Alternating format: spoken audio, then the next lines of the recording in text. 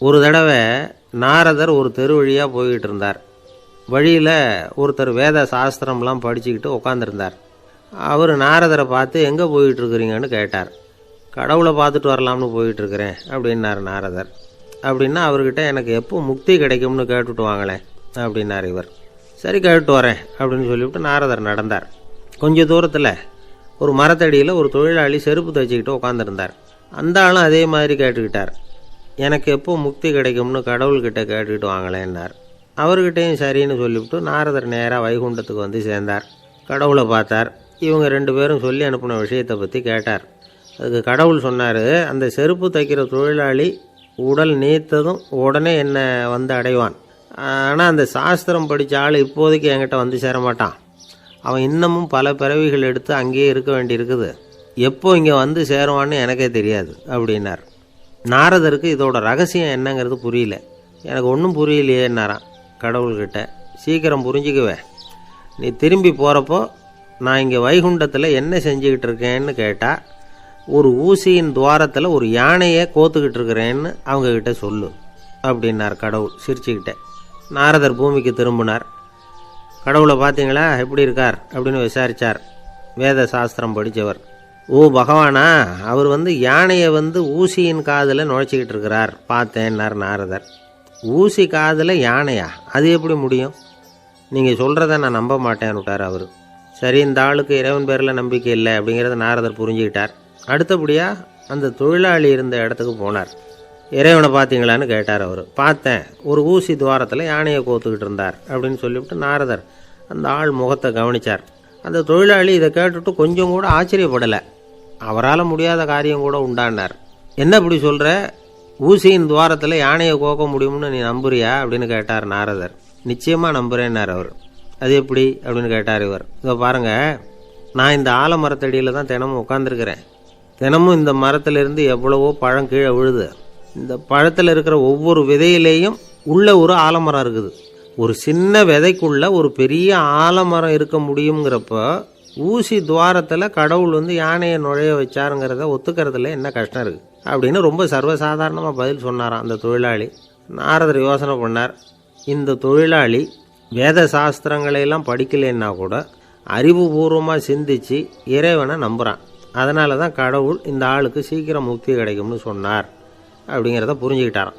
இந்த கதையில் வர்ற கடவுள், நாரதர், வைகுண்டம் இதெல்லாம் ஒரு பக்கம் இருக்கட்டும், ஒரு சின்ன விதைக்குள்ளே ஒரு பெரிய ஆலமரம் தூங்கிக்கிட்டு இருக்கு அப்படிங்கிற உண்மை, அந்தரத்தில் 1000 கிரகங்கள் சுற்றிக்கிட்டு இருக்குங்கிற உண்மை, இதெல்லாம் நாம் பார்த்துக்கிட்டு தானே இருக்கிறோம். இந்த உண்மைகள் அதிசயமாக நமக்கு தெரியறதுனால அதை நம்பாமல் இருந்துட முடியாது.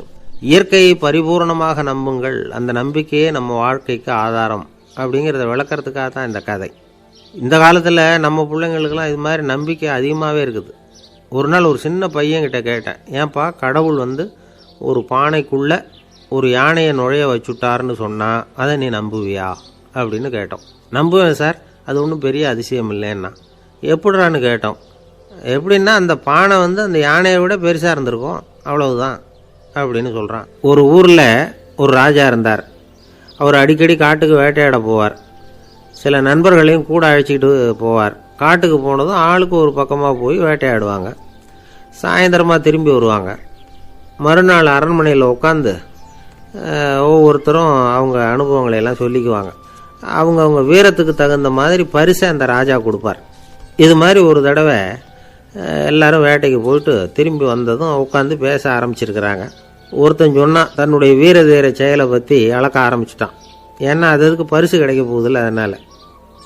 அவன் என்ன சொன்னான் தெரியுமா? அரசே, நேற்றுக்கு காட்டில் என்னாச்சு தெரியுமா? எனக்கு நேராக ஒரு சிங்கம் வாயை திறந்துக்கிட்டு வந்துட்டுது. நான் பயப்படவே இல்லை. உடனே ஒரு கல்லை எடுத்து குறி பார்த்து வீசினேன். சிங்கத்து வாய்க்குள்ளே போய் அந்த கல் மாட்டிக்கிட்டுது. அவ்வளவுதான். அந்த சிங்கம் என்னை பார்த்துட்டு பயந்துட்டு ஒரே ஓட்டமாக திரும்பி ஓடி போயிட்டுது அப்படின்னா. ஆஹா பலே அப்படின்னு எல்லாரும் கை தட்டினாங்க. 2வது ஆள் ஒருத்தன் எழுந்திரிச்சான். அவன் சொல்ல ஆரம்பித்தான், அரசே, நான் போன வழியில் 2 பெரிய மலைப்பாம்பு கிடந்தது. என்னை முழுங்கிறதுக்கு வந்தது. நான் என்ன பண்ணேன் தெரியுமா? அந்த 2 பாம்போட வாலையும் ஒன்றா சேர்த்து முடிச்சு போட்டுட்டேன். அவ்வளவுதான்.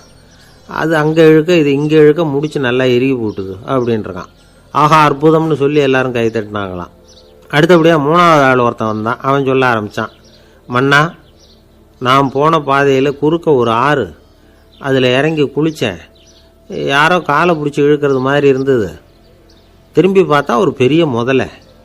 நான் உடனே அப்படியே ஒரு துள்ளல் துள்ளி அது முதுகில் போய் உக்காந்துக்கிட்டேன். அதை அப்படியே கரைக்கு நீந்த வச்சேன். கரைக்கு வந்து சேர்ந்ததும் அப்படியே ஒரே துள்ளி குதித்து கரைக்கு வந்துட்டேன் அப்படின்றான். அவன் தன்னுடைய வீரத்தை அப்படி சொல்லியிருக்கான். அடடா, எப்பேற்பட்ட வீரம் அப்படின்னு எல்லாரும் கை தட்டினாங்களாம். 4வது ஆள் எழுந்திரிச்சான், மன்னா, நான் போன இடத்துல ஒரு கரடி வந்து என்னை துரத்த ஆரம்பிச்சுட்டுது. நான் ஒரு மலை உச்சிக்கு வந்துட்டேன்.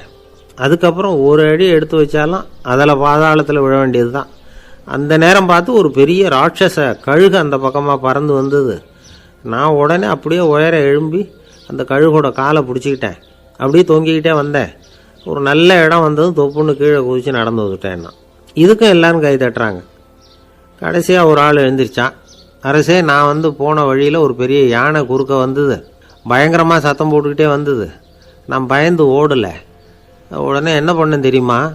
அந்த யானையோட வாலை பிடிச்சி தூக்கினேன். தலைக்கு மேலே தூக்கி கரன்னு சுற்றினேன். வேகமாக சுற்றி வீசி எறிஞ்சேன். அவ்வளவுதான். அதே ஸ்பீடில் அந்த யானை மேலே போக ஆரம்பிச்சுட்டுது. இன்னும் கூட அது போய்கிட்டே தான் இருக்குது, கீழே விழவே இல்லைன்னா. இதை கேட்டதும் ராஜாவுக்கு கோபம் வந்துட்டுது. என்ன முட்டாள்னு நினச்சிக்கிட்டு பேசுறியா? யானையை வந்து நீ வாலை பிடிச்சி தூக்குன, அதை நான் நம்பணுமா அப்படின்னார். உடனே இவன் பணிவாக பதில் சொன்னான், அரசே, ஒரு சிங்கத்து வாயில் கல் மாட்டிக்கிட்டதை நம்புறீங்க, மலைப்பாம்பு வாலை பிடிச்சி முடிச்சு போட்டதை நம்புறீங்க, முதல்ல முதுகில் சவாரி பண்ணதையும் நம்புறீங்க, கழுகு காலை பிடிச்சிக்கிட்டு பறக்கிறதையும் நம்புறீங்க.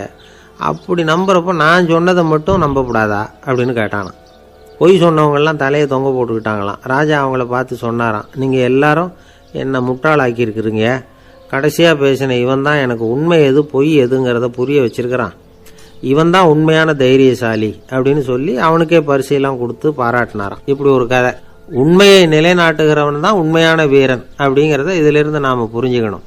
இந்த காலத்துல எல்லாம் பொய் சொன்னாதான் பிழைக்க முடியுங்கிறது ஒரு சில பேரோட நம்பிக்கை. ஒரு அப்பாவுக்கு தன் மகனுக்கு பொய் சொல்ல தெரியலையேங்கிற கவலை. பொய் சொன்னாதான் இந்த உலகத்தில் பிழைக்கலாம், ஆனால் இவனுக்கு அது தெரியலையே, அதனால் இவனை அழைச்சிட்டு போய் நடுக்கடலில் விட்டுட்டு வந்துடுவோம் அப்படின்னு அழைச்சிட்டு புறப்பட்டான். கடற்கரைக்கு போனான். மகனுக்கு சந்தேகம், எங்கேப்பா என்னை அழைச்சிட்டு போகிறேன்னு கேட்டிருக்கான். கடலில் மீன் பிடிக்க கற்றுக் கொடுக்க போகிறேன் உனக்கு அப்படின்னானா. நான் ஏற்கனவே மீன் பிடிச்சிட்டேனேன்னானா இவன் மகன். எங்கே அதுன்னு கேட்டிருக்கான் அப்பங்காரன். சுட்டு சாப்பிட்டுட்டேன்ருக்கான் புள்ள. அப்பங்காரன் பார்த்தான், சரி நம்ம புள்ள பொழைச்சிக்கோ அப்படின்னு சொல்லி திருப்பி அழைச்சிட்டு வந்துட்டானா. ஒரு ஆள் அசையாமல் கிடக்கிறார். அவர் இருக்காரா போயிட்டாராங்கிறத எப்படி முடிவு பண்ணுறோம்? அவர் மூக்குக்கு முன்னாடி புறங்கையை வச்சு பார்க்குறோம், மூச்சு வருதா இல்லையா அப்படிங்கிறத கண்டுபிடிக்கிறதுக்காக. மூச்சுங்கிறது அவ்வளவு முக்கியமான ஒரு விஷயம். சுவாசம் இல்லைன்னா எதுவுமே இல்லை. நம்ம பூமி இருக்க அது கூட சுவாசிக்குதுங்கிறத சோவியத் விஞ்ஞானிகள் கண்டுபிடிச்சிருக்கிறாங்க. பூமிக்கு மேலே இருக்கிற மண் அடுக்கில் காற்றில் உள்ள ஆக்சிஜன் ஆக்சிகரணம் அடையுது அப்படின்னு தான் இதுவரைக்கும் எல்லாரும் நம்பிக்கிட்டு இருந்தாங்க. ஆனால் இப்போ என்ன கண்டுபிடிச்சிருக்கிறாங்கன்னா, அந்த ஆக்சிஜன் பூமிக்குள்ளே 1 கிலோமீட்டர் ஆழம் வரைக்கும் ஊடுருவி போகுதான்.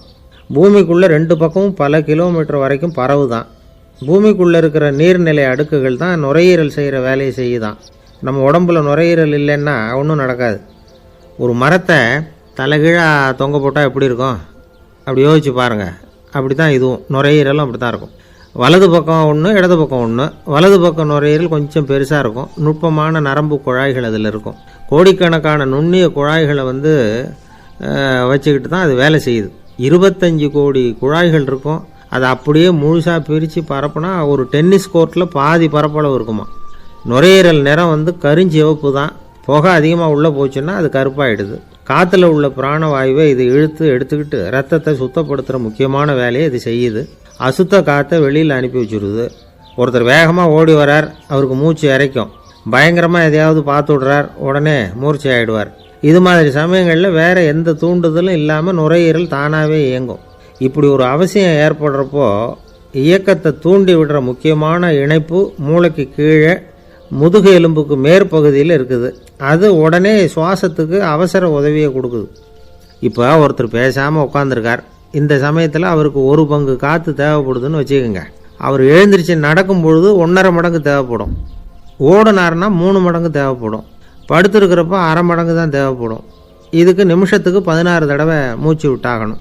இப்படி சாதாரணமாக உள்ளே இழுக்கிற காற்று கொஞ்சம்தான் இருந்தாலும் இது மாதிரி 8 மடங்கு காற்றை உள்ளே இழுத்து வச்சுக்கிற சாமர்த்தியம் நுரையீரலுக்கு இருக்குதான். தண்ணி, நுண்கிருமிகள், ரசாயன பொருள் இப்படி எது உள்ளே போனாலும் நுரையீரல் சமாளிச்சுக்கும். 30 வருஷமாக விடாத புகை பிடிக்கிறவர் தொடர்ந்து உள்ளே அனுப்பி வைக்கிற புகையை கூட சமாளிக்குதுன்னா பார்த்துங்களேன். உள்ளே போகிற புகை நுட்பமான சுவாச முடிச்சுகளை அழிச்சு விடுது. கறி புகை அது மேலே படிஞ்சு உபயோகம் இல்லாமல் பண்ணிவிடுது. ஆனாலும் தேவைக்கு அதிகமாக 8 மடங்கு கூடுதலாக சுவாச முடிச்சுகள் நம்ம உடம்புக்குள்ளே இருக்கிறதுனால சமாளிக்க முடியுது. சமாளிக்க முடியலன்னா சில சமயம் மூச்சு திணறும். அதை ஒரு எச்சரிக்கையாக எடுத்துக்கிட்டு புகை பிடிக்கிற பழக்கத்தை விட்டுடணும். அதுதான் நல்லது. ஆனால் அப்படி யார் விடுறது? இணை பிரியாத 2 நண்பர்கள் இருந்தாங்களாம். 2 பேரும் விடாமல் சிகரெட்டு குடிக்கிறவங்க. அதில் ஒருத்தன் செத்து போட்டான். இன்னொருத்தன் அதுக்கப்புறம் 2 சிகரெட்டாக குடிக்க ஆரம்பித்தானான். ஏன் இப்படி பண்ணுறேன்னு கேட்டிருக்காங்க. நான் ஒரு சிகரெட்டு தான் குடிக்கிறேன், செத்து போன என்னுடைய ஃப்ரெண்டு இருக்கானே செத்து போனவன், அவனுக்காக இன்னொரு சிகரெட்டு குடிக்கிறேன் அப்படின்னு நானான். இது ரொம்ப ஆபத்து, விட்டுடு அப்படின்னு சொல்லியிருக்காங்க. சரின்னு ஒத்துக்கிட்டான். ஆனால் அதுக்கப்புறமும் ஒரு சிகரெட் வீதமாக குடிச்சிக்கிட்டே இருந்தான். சிகரெட்டு பழக்கத்தை நீ இன்னும் விடலையான்னு கேட்டாங்களாம். அந்த பழக்கத்தை நான் எப்போவோ விட்டுட்டேன், இப்போ நான் குடிக்கிறது என் ஃப்ரெண்டுக்காக அப்படின்னு நானான். இவங்கெல்லாம் எப்படி திருந்துறது? என்னை விட யோக்கியம் இந்த உலகத்தில் வேற யாரும் இல்லை சார் அப்படின்னார் ஒருத்தர். அவரை விட அயோக்கியன் வேற யாரும் இருக்க முடியாதுங்கிற முடிவுக்கு கேட்டவங்க வந்துட்டாங்களாம். மனுஷனுக்கு இருக்கிற ஒரு மிகப்பெரிய குறையே தன்கிட்ட இருக்கிற குறை அவனுக்கு தெரியாமல் போகிறது தான். ஆனால் அடுத்தவங்ககிட்ட இருக்கிற குறை இவனுக்கு தெளிவாக தெரிஞ்சிடும். ஒரு ஒட்டகம் ஒரு கொக்கை பார்த்து ஒரு கேள்வி கேட்டுதான். என்ன கேள்வி தெரியுமா? உன் கழுத்து ஏன் இப்படி வளைஞ்சி போயிருக்குது அப்படின்னு கேட்டிருக்கு. இதுக்கு உடம்பே வளைச்சல். இது போய் கொக்கை கிண்டல் பண்ணுது. இன்றைக்கி மனித சுபாவமும் கிட்டத்தட்ட இப்படி தான் இருக்குது. இந்த உலகத்தில் குறையில்லாத மனிதர்கள் யாரும் கிடையாது, நாம் உள்பட. அப்படிங்கிறத முதல்ல நாம் நல்லா புரிஞ்சுக்கணும். ஒரு ஊரில் ஒரு விற்பனை நிலையம் இருந்தது. செல்ல பிராணிகளை விற்பனை செய்கிற நிலையம் அது. நாய், கிளி, பூனை இப்படி நிறைய வச்சு விற்பனை பண்ணிகிட்டு இருக்கிறாங்க. நாய்க்குட்டி விற்பனை செய்கிற பகுதியில் ஒரு சிறுவன் நின்றுக்கிட்டு இருந்தான். விற்பனை செய்கிற ஆளுகிட்ட விலை கேட்டுக்கிட்டு இருந்தான். அதோ இருக்குதே அந்த நாய்க்குட்டி என்ன விலை அப்படின்னு கேட்டானா. 1000 ரூபா அப்படின்னாரான். சரி அது வேணாம், இது என்ன விலைன்றிருக்கான். 500 ரூபா அப்படின்னாரான். இந்த சின்ன பையன் கையில் வச்சுருந்தது வெறும் 50 ரூபா தான். அதனால் இதை விட குறைச்சலாக கிடைக்குமான்னு பார்த்துருக்கான். அந்த கடையில் ஒரு மூலையில் சரியாக கவனிக்கப்படாமல் ஒரு நாய்க்குட்டி படுத்து கிடந்தது. பாவமாக கத்திக்கிட்டு இருந்தது. அதை பார்த்ததுமே இவனுக்கு அது ரொம்ப பிடிச்சி போச்சு. உடனே அந்த கடைக்காரரை பார்த்து, அதுவும் அந்த மூலையில் படுத்து கிடக்குதே அந்த நாய்க்குட்டி என்ன விலை அப்படின்னு கேட்டிருக்கான். தம்பி, அது ஒரு கால் ஊனம், அதனால் அது உன்னோட குதித்து விளையாடவோ ஓடுறதோ அதால் முடியாத காரியம் அப்படின்ட்டுருக்கார் அவர். அது தெரிஞ்சுதாங்க கேட்குறேன், அதோட விலை என்ன அதை மட்டும் சொல்லுங்களேன் அப்படின்ட்டுருக்கான். தம்பி, இது கால் ஊனம் உள்ள ஒரு நாய். இதை போய் காசு கொடுத்து வாங்கிறதுக்கு யாராவது பிரியப்படுவாங்களா? இதை நான் உனக்கு இலவசமாகவே தர்றேன், எடுத்துகிட்டு போ அப்படின்னாரான். இதை கேட்டதும் அந்த சிறுவனுக்கு கோவம் வந்துட்டு தான். நீங்கள் ஒன்றும் சும்மா கொடுக்க வேணாம், இந்தாங்க 50 ரூபா, இதை வச்சுக்கிட்டு நாய்க்குட்டியை கொடுங்க அப்படின்ட்டுருக்கான். அவருக்கு ஒன்றும் புரியல, ஆச்சரியமாக இருந்தது. சரின்னு பணத்தை வாங்கிட்டு நாய்க்குட்டியை தூக்கி கொடுத்தார். அந்த சிறுவன் அந்த நாய்க்குட்டியை 2 கையாலையும் வாங்கினா, மார்போட பிரியமாக சேர்த்து அணைச்சிக்கிட்டான். தெருவில் இறங்கி நடக்கிறான். அப்படி நடக்கும்பொழுது தான் பார்க்குறார், கடைக்காரர் ஆச்சரியமாக அவனை பார்க்குறார். அப்போ தான் அவருக்கு ஒரு விஷயம் புரியுது. அந்த சிறுவன் தெருவில் நாய்க்குட்டியை மார்போடு அணைச்சிக்கிட்டு விந்தி விந்தி நடந்து போய்கிட்டு இருக்கிறான். ஆமாம், அவனுக்கும் ஒரு கால் ஊனம். இந்த நாய்க்குட்டியை யாருமே வாங்க மாட்டாங்கன்னு நினச்சிக்கிட்டு இருந்தார். குறையுள்ள அதுக்கும் ஒரு எஜமானன் கிடச்சிட்டான். அதனால் ஊனம் ஒரு குறை இல்லை அப்படிங்கிற உண்மையை அந்த கடைக்காரர் புரிஞ்சுக்கிட்டாரான். நம்மால் ஒருத்தர் கொஞ்சம் வயசானவர், எழுந்திரிச்சு சரியாக நடக்க முடியாது, சாய்வு நாற்காலியிலேயே எப்பவும் உட்காந்துருப்பார். அவர் தனக்கு துணையாக ஒரு நாயை பக்கத்தில் வச்சுருந்தார். அதுவும் ரொம்ப வயசான ஒரு நாய், எழுந்திரிக்கவே சிரமப்படும், நடக்கவும் முடியாது. அவர் பக்கத்துலேயே இதுவும் சோர்ந்து போய் படுத்து கிடக்கும்.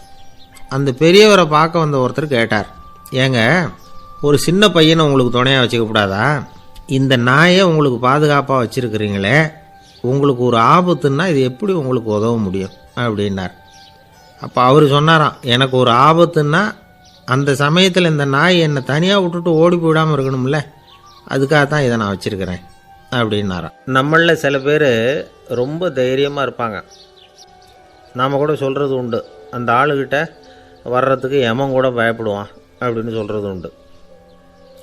தைரியசாலிகளை நெருங்கிறதுக்கு யமன் பயப்படுவான் அப்படின்னு சொல்கிறது உண்மை தான், அது பொய் இல்லை. மன வலிமை இருக்குது பாருங்கள், அது மனுஷனை காப்பாற்றும். இது மருத்துவ ரீதியான உண்மை. உடல் கோளாறுகள் மன ஆரோக்கியத்தை பாதிக்கும். மன எழுச்சி, மன போராட்டம் இதெல்லாம் உடல் இயக்கத்தில் மாறுதலை உண்டாக்குது. சில வகையான நோய்களுக்கும் மனசுக்கும் இருக்கிற சம்பந்தம் என்னங்கிறத பற்றியெல்லாம் இப்போ ஆராய்ச்சி பண்ணுறாங்க.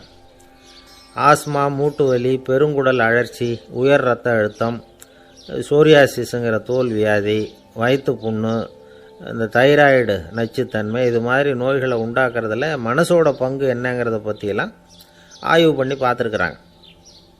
எதுக்கு எடுத்தாலும் சோர்ந்து போகிறது, தோண்டு போகிறது, இப்படிப்பட்ட மனவாகு, அதோட யாரும் நமக்கு உதவ முடியாது அப்படிங்கிற மனோபாவம், கைவிடப்பட்ட மனநிலைமை, இதெல்லாம் நோயோட தீவிரத்தை ரொம்ப அதிகரிக்க செய்யுதான். இவங்கெல்லாம் அந்த கைகால் வலிக்குது, உடம்பு அசதியாக இருக்குது, தூக்கம் வரல, முதுகு வலிக்குது, உடம்புல உணர்ச்சி குறையுது, கை கால் விரல்லாம் மரத்து போகுது, இப்படி ஏதாவது சொல்லிக்கிட்டு டாக்டர்களை தேடி வந்துக்கிட்டு இருப்பாங்க. நெஞ்சு வலி யாருக்கு வருது தெரியுமா?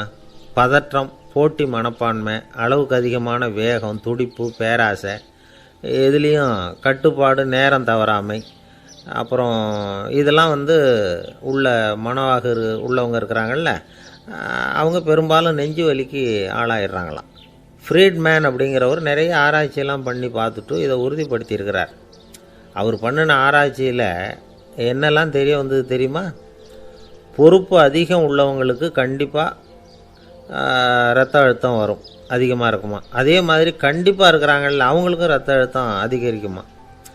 இரத்த அழுத்தம் தனக்கு அதிகமாக இருக்குங்கிறத தெரிஞ்சுக்கிட்டவங்க தலைவலி, மயக்கம், இந்த தலை சுத்தல், அசதி, இது மாதிரியான உணர்வுகளை அவங்களுக்கு வந்துடும், அது மாதிரி உணர்வு. ஆனால் உண்மை என்ன தெரியுமா? இதெல்லாம் இரத்த அழுத்தத்தினால இல்லை, இரத்த அழுத்தம் கட்டுப்பாட்டுக்குள்ளே இருந்தால் கூட இவங்க இப்படி நினைக்கிறாங்களாம். இதுக்கு காரணம் மனசு தான் அப்படிங்கிறார் அவர். சில பேர் எப்படி தெரியுமா? ஒருத்தர் மாரடைப்பால் இறந்து போனார் அப்படின்னு கேள்விப்பட்டால் போதும், இறந்து போகிறதுக்கு காரணம் இதயம்தான் அப்படிங்கிற பீதியால், இதய தளர்ச்சி அப்படிங்கிற மனநோயால் பாதிக்கப்படுறார்.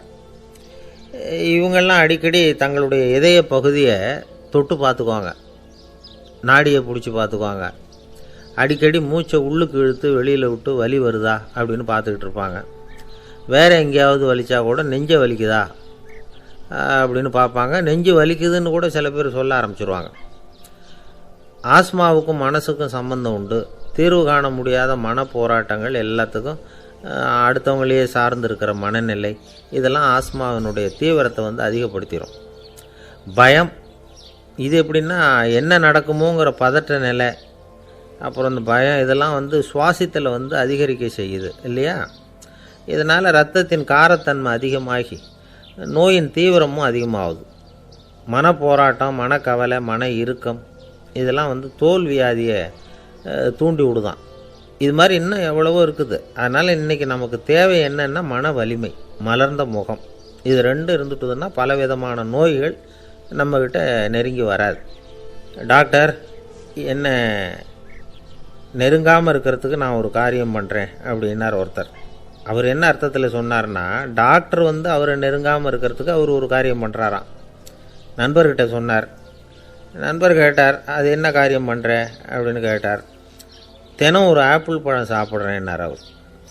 ஏன்னா ஆங்கிலத்தில் ஒரு பழமொழி சொல்லுவாங்கள்ல, an apple a day keeps doctor away அப்படிம்பாங்க. ஒரு ஆப்பிள் பழம் சாப்பிட்டா டாக்டர் விலகியே இருப்பார், டாக்டர்கிட்ட போக வேண்டிய அவசியம் இருக்காது அப்படிங்கிறதுக்காக அந்த பழமொழி சொல்கிறது. என்ன, நான் யாருமே நெருங்காமல் இருக்கிறதுக்கு நான் ஒரு காரியம் பண்ணுறேன்னார் இன்னொருத்தர். டாக்டர் நெருங்காமல் இருக்கிறதுக்கு ஆப்பிள் பழம் சாப்பிட்றேன்னார் அவர். என்னை யாருமே நெருங்காமல் இருக்கிறதுக்கு நான் ஒரு காரியம் பண்ணுறேன்னார் இன்னொருத்தர். அது என்னன்னு கேட்டோம். தினம் ஒரு பூண்டு சாப்பிட்றேன்னார்.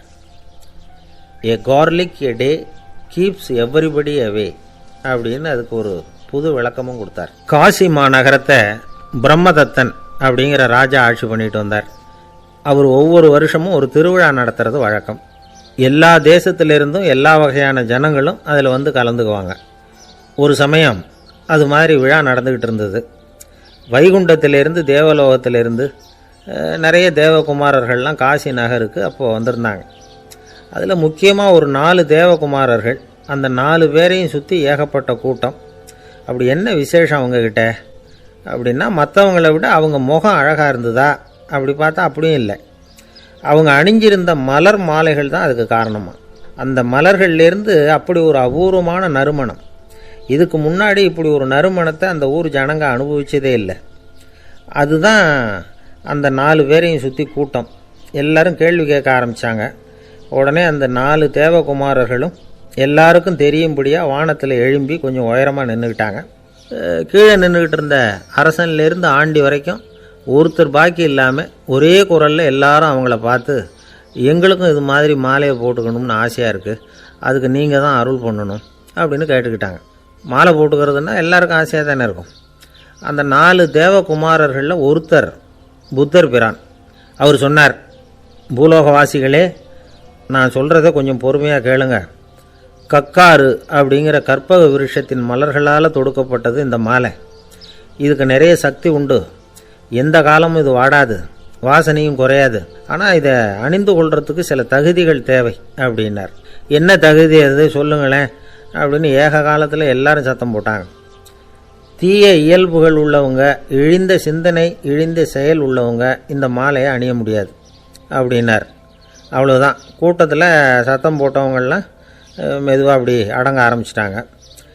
இன்னொரு தேவகுமாரன் சொன்னார், அடுத்தவங்க பொருளை அபகரிக்காதவன், அடுத்தவங்களுக்கு கெடுதல் பண்ணக்கூடிய பொய் பேசாதவன், பேராசையினால் கெட்ட வழியில் பொருள் ஈட்ட நினைக்காதவன் இந்த மாலையை போட்டுக்கலாம் அப்படின்னார். கூட்டத்திலிருந்து யாரும் முன்னுக்கு வரல. ஒரே ஒரு ராஜகுரு மட்டும் கொஞ்சம் முன்னாடி வந்தார். பெரியவர், படித்தவர். அவர், எனக்கு தகுதி இருக்குது அந்த மாலையை போட்டுக்கிறதுக்கு அப்படின்னார். வேறு ஒன்றும் இல்லை, பொய் சொல்லியாவது அந்த மாலையை வாங்கிக்குவோமே அப்படின்னு முடிவு பண்ணிட்டார் அவர். அவ்வளோதான், மாலையை வாங்கிட்டார். அடுத்த தேவகுமாரன் பேசினார்.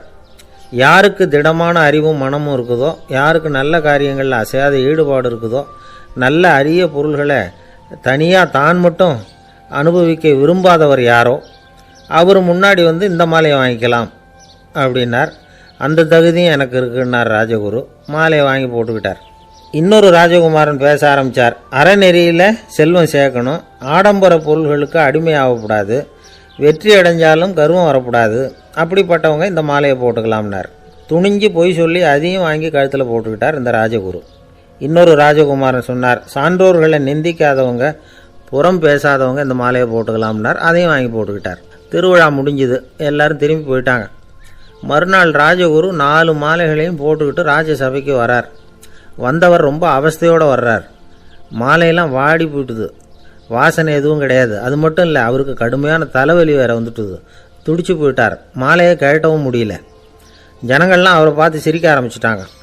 என்னத்துக்கு ஆசைப்படணும், ஏன் இப்படி கஷ்டப்படணும் அப்படின்னு. ராஜா பார்த்தார். மறுபடியும் விழாவுக்கு ஏற்பாடு பண்ணினார்.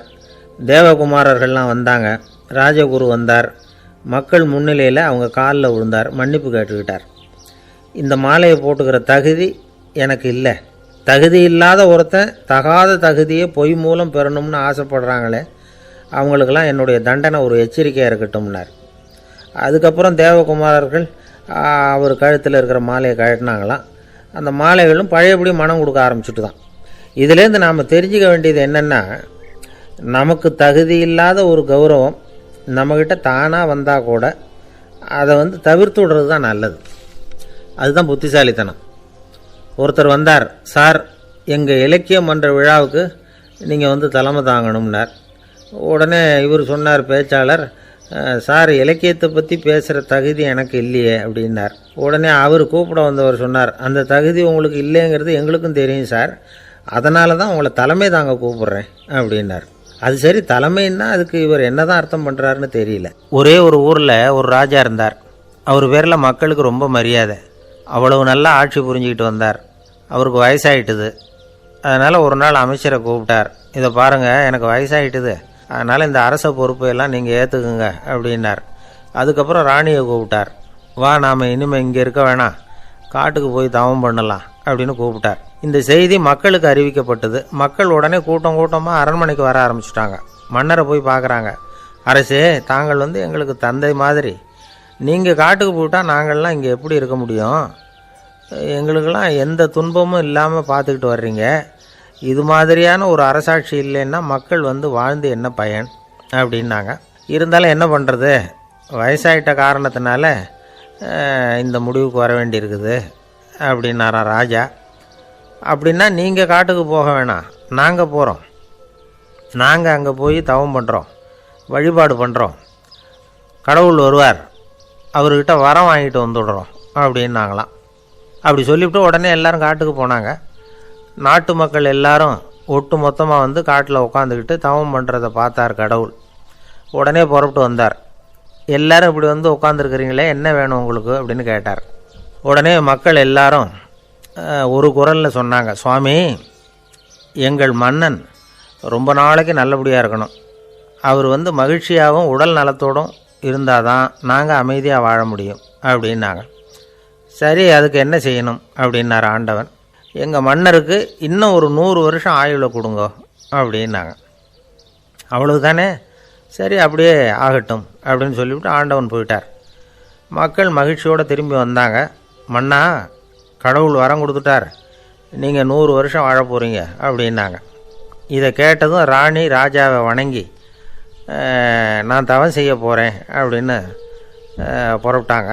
உடனே மக்கள் என்ன நினச்சாங்க தெரியுமா, ஐயோ, நாம் ராஜாவுக்கு மட்டும்தானே நீண்ட ஆயுள் வேணும்னு வரம் வாங்கினோம், ராணிக்கு வாங்கலையே, அதுதான் கோபத்தில் புறப்பட்டாங்க போல இருக்கு அப்படின்னு நினச்சி வருத்தப்பட்டாங்க. ஆனால் ராணி நினச்சது அது இல்லை. ராணி போய் தவம் பண்ணாங்க, கடவுள் காட்சி கொடுத்தார். இவங்க கேட்குறாங்க, சுவாமி, ராஜாவுக்கு மட்டும் 100 வருஷம் ஆயுள்னு வரம் கொடுத்துட்டீங்க, அப்படின்னா குடிமக்களும் 100 வருஷம் இருக்கணும். இப்படிப்பட்ட குடிமக்கள் இல்லைன்னா அப்படிப்பட்ட அரசன் இருந்து என்ன பிரயோஜனம் அப்படின்னாங்களாம். ஆண்டவன் பார்த்தார், சரி அவங்களும் 100 வருஷம் வாழ்வாங்க, அது மட்டும் இல்லை, நீயும் 100 ஆண்டு காலம் வாழ வரமளிக்கிறேன் அப்படின்னு சொல்லிவிட்டு மறைஞ்சிட்டார். இதில் ஆண்டவன் வர்றதும் மறையிறதும் முக்கியம் இல்லை. இதில் கவனிக்க வேண்டியது ஆள்கிறவனின் விசாலமானம், குடிமக்களின் விசாலமானம், ஆள்கிறவன் மனைவியினுடைய விசாலமானம். இப்படி ஒரு நாடு இருந்துட்டுதுன்னா எப்படி இருக்கும் வாழ்க்கை நினச்சி பாருங்கள். அதனால தான் பெரியவங்கள்லாம் சொல்கிறாங்க, இதய வாசல் திறந்தே இருக்கணும், இதயத்தின் கதவுகளை மூடாதீங்க அப்படின்னு சொல்லுவாங்க. என்கிட்ட ஒருத்தர் சொன்னார், என்னுடைய இதய வாசல் எப்பவும் திறந்தே தான் இருக்குதுன்னார். எதனால் அப்படி சொல்கிறீங்க அப்படின்னு கேட்டோம். டாக்டரே சொல்லிவிட்டார், என்னுடைய இதயத்தில் ஒரு ஓட்டை இருக்குது அப்படின்னு, வால்வு சரியில்லையா அப்படிங்கிறார். அளவுக்கு மிஞ்சினால் அமிர்தமும் நஞ்சு அப்படின்னு சொல்லுவாங்க. அது உண்மைதான். ஒருத்தருக்கு அளவுக்கு மீறிய புகழ் வந்துட்டுதுன்னு வச்சுங்க, அது கூட ஆபத்தாக போயிடுறது உண்டு. பழங்காலத்துல எல்லாம் கிரேக்க தேசத்தில் ஒரு பழக்கம் உண்டாம். அதாவது யாராவது ஒருத்தரை நாடு கடத்தணும்னா அதுக்கு ஒரு வழி உண்டு. அதாவது ஒருத்தரை நாடு கடத்தணும்னு மக்கள் விரும்புகிறாங்கன்னு வச்சுங்களேன், அவர் பேரை ஒரு மண்பாண்ட ஓட்டுச்சில்லில் எழுதி அதை வந்து ஒரு குறிப்பிட்ட பொது இடத்துல போட்டுற வேண்டியது, அவ்வளவுதான்.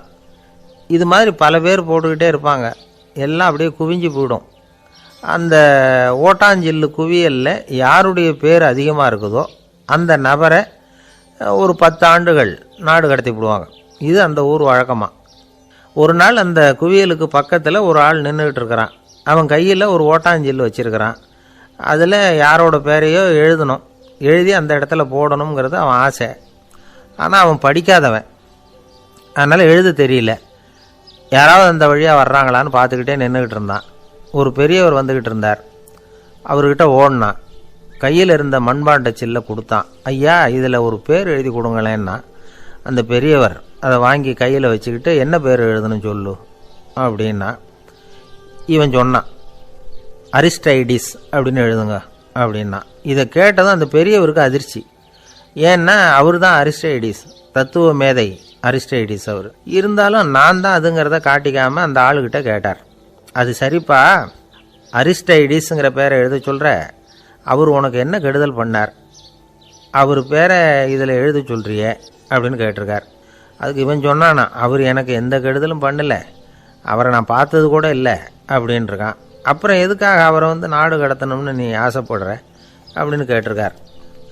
இப்போ அந்த ஆள் சொல்கிறான், அரிஸ்டைடஸை பற்றி எல்லாரும் பேசுகிறாங்க, அவர் ரொம்ப நல்லவர், அவர் ஒரு பெரிய அறிவாளிங்கிறாங்க, அவர் ஒரு பெரிய வள்ளல், பேரறிஞர், இப்படி எல்லாரும் சொல்கிறத கேட்டு கேட்டு எனக்கு ரொம்ப அலுத்து போயிட்டுது, அதனால தான் வெறுப்பாயிட்டேன் அப்படின்னு நானும்.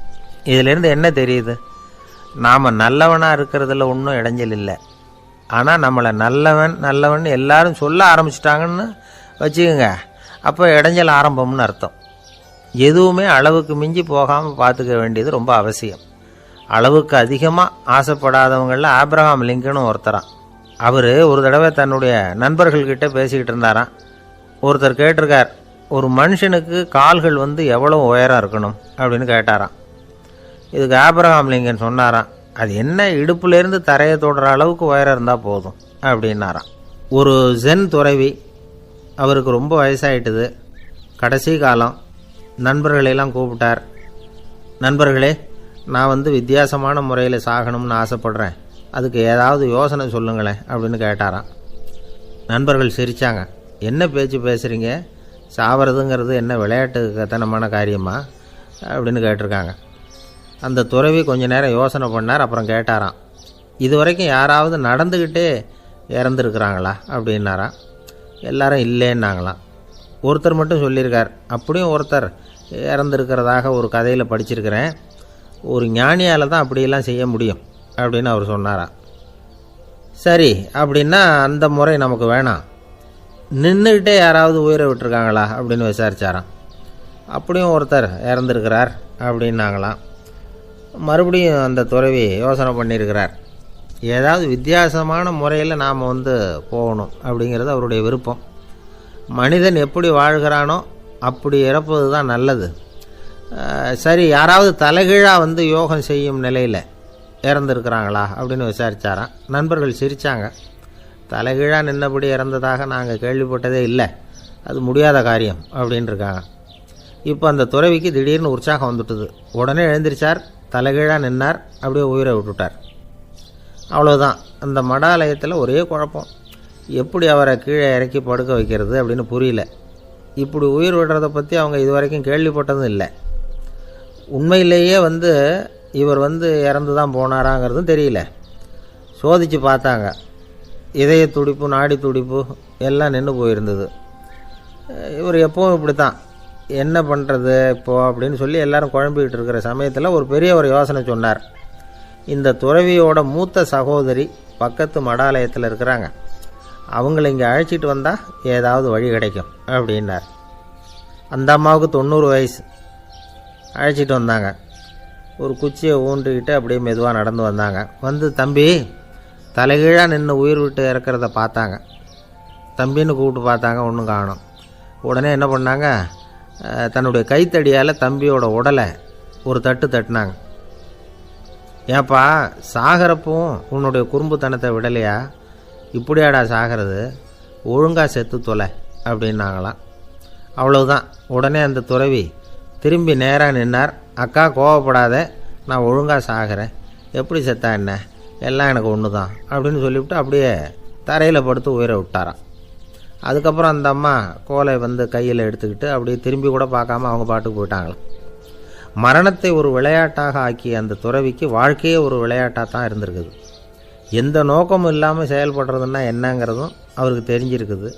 பயனை எதிர்பார்க்காம பணி செய்து வாழ்ந்து மறைந்த மகான் அவர். தம்முடைய தொழிலை விளையாட்டு போல செய்ய தெரிஞ்சவருக்கு வாழ்க்கையே ஒரு விளையாட்டாக மாறிடும். எல்லாமே விளையாட்டாகி விடுகிற போது மரணமும் விளையாட்டாகிவிடும் அப்படிங்கிறது தான் அந்த தத்துவம். ஆனால் அதுக்கு முன்னாடி உங்களுக்குள்ளே இருக்கிற உண்மையான நடிகனை நீங்கள் அடையாளம் கண்டுபிடிக்கணும். நீங்கள் நடிக்க வேண்டியதே இல்லை, நீங்கள் ஏற்கனவே நடிச்சுக்கிட்டு தான் இருக்கிறீங்க. நீங்கள் இந்த உண்மையை தெரிஞ்சுக்கணும், அவ்வளவுதான்.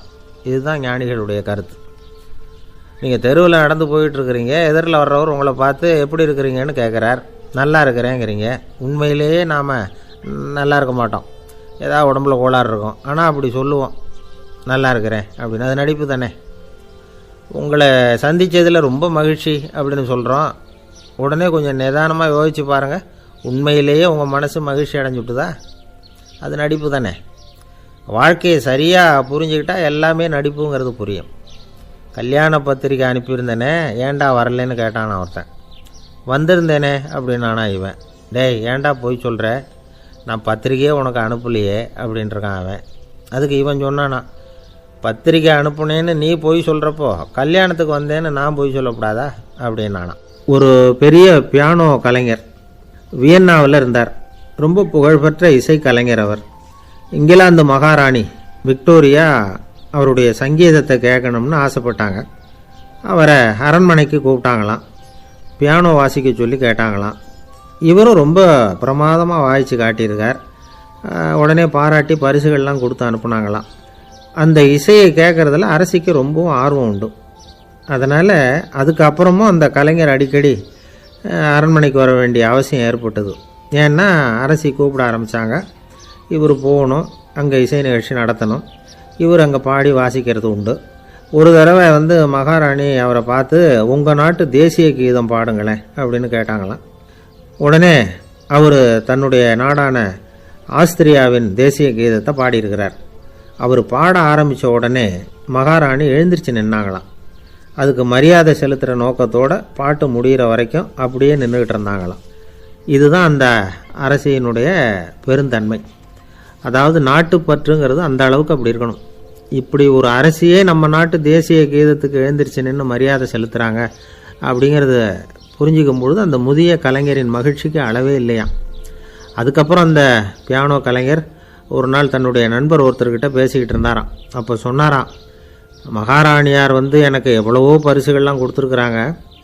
ஒரு தடவை எனக்கு வைரக்கல் பதித்த அணி ஒன்றை கூட பரிசாக கொடுத்தாங்க. ஆனால் அதை விட உயர்ந்த விலை மதிக்க முடியாத அணி என்ன தெரியுமா? நான் என்னுடைய நாட்டு தேசிய கீதத்தை நான் பாடுறப்போ அவங்க எழுந்திரிச்சு நின்று மரியாதை செலுத்தினாங்களே, அதுதான் எனக்கு கிடைச்ச மிகப்பெரிய பரிசு அப்படின்னாராம். எனக்கு தெரிஞ்ச சங்கீத வித்வான் ஒருத்தர் இருக்கார். சமீபத்தில் ஒரு நாள் அவரை பார்த்தேன். எப்படி போயிட்டுருக்கு உங்கள் தொழில் அப்படின்னு கேட்டேன். ரொம்பவும் வித்தியாசமாக போயிட்டுருக்குங்க அப்படின்னார். என்ன சொல்கிறீங்க அப்படின்னேன். முன்னாடியெல்லாம் நான் பாடினா எதிரில் இருக்கிறவங்க தான் எழுந்திரிச்சு போயிட்டு இருந்தாங்க. இப்போ எப்படின்னா நான் பாட ஆரம்பிச்சுட்டா உடனே பக்கவாத்தியக்காரனே எழுந்திரிச்சு போயிடுறான் அப்படின்னார் ரொம்ப வேதனையோட. பொங்கல் திருநாள்னா இது ஏதோ அறுவடை திருநாள் அப்படின்னு சொல்லுவோம். அதாவது வருஷம் பூரா நாம் பாடுபட்டு அதனுடைய பலனை அனுபவிக்கிற நாள் அப்படிங்கிறது நாம் சொல்லிகிட்டு இருக்கிறது. இது முக்கியமாக இது ஒரு நன்றி அறிவிப்பு நாள் அப்படின்னு சொல்லுவாங்க. இன்றைக்கி நிறைய நன்றி அறிவிப்பு கூட்டம்லாம் நடந்துக்கிட்டு இருக்குல்ல, அது மாதிரி விவசாயிகள் நடத்துகிற ஒரு நன்றி அறிவிப்பு விழா இது. யாருக்கு நன்றி சொல்கிறாங்கன்னா ஆதவனுக்கு. அதாவது சூரியன் இல்லைன்னா விவசாயம் இல்லை. அதனால் ஆதவனுக்கு நன்றி செலுத்துகிற நாளாக இந்த பொங்கல் திருநாளை நாம் கொண்டாடுறோம். அதாவது இந்த பொங்கலில் விவசாயிகள்கிட்ட இருந்து நிறைய பண்புகளை நாம் தெரிஞ்சுக்க வேண்டிய நாள் இது. விவசாயிகள் அவங்க விவசாயம் முன்னேறி இருக்கிற அளவுக்கு விவசாயிகளுடைய வாழ்க்கை தரம் முன்னேறலை.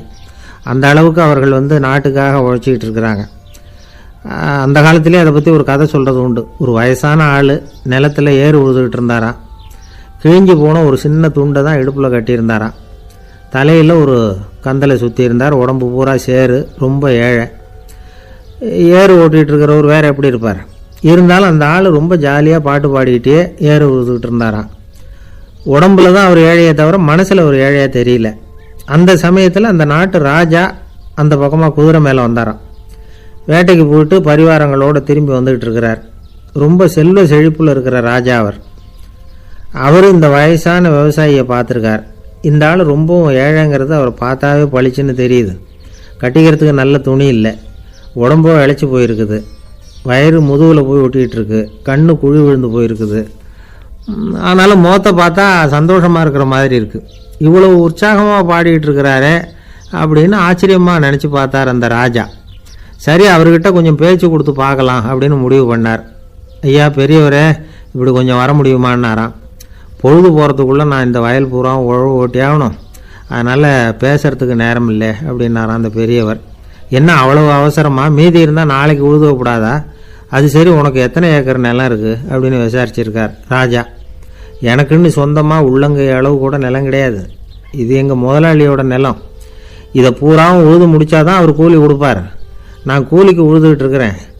உங்ககிட்ட பேசிக்கிட்டு இருந்தால் அவருக்கு துரோகம் பண்ணது மாதிரி ஆகிடும் அப்படின்னாராம். ராஜா குதிரையை விட்டு கீழே இறங்கினார்.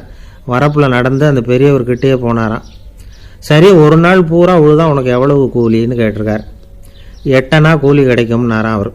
இது ரொம்ப காலத்துக்கு முன்னாடி நடந்த ஒரு சம்பவங்கிறதுனால அப்போ 8 அணா கூலிங்கிறது ரொம்ப பெருசு. இருந்தாலும் அதுவும் அந்த ராஜாவுக்கு பெரிய கூலியாக தெரியல. இவ்வளவு தானா, இதை வச்சுக்கிட்டு நீ எப்படி காலம் தள்ளுற அப்படின்னாராம்.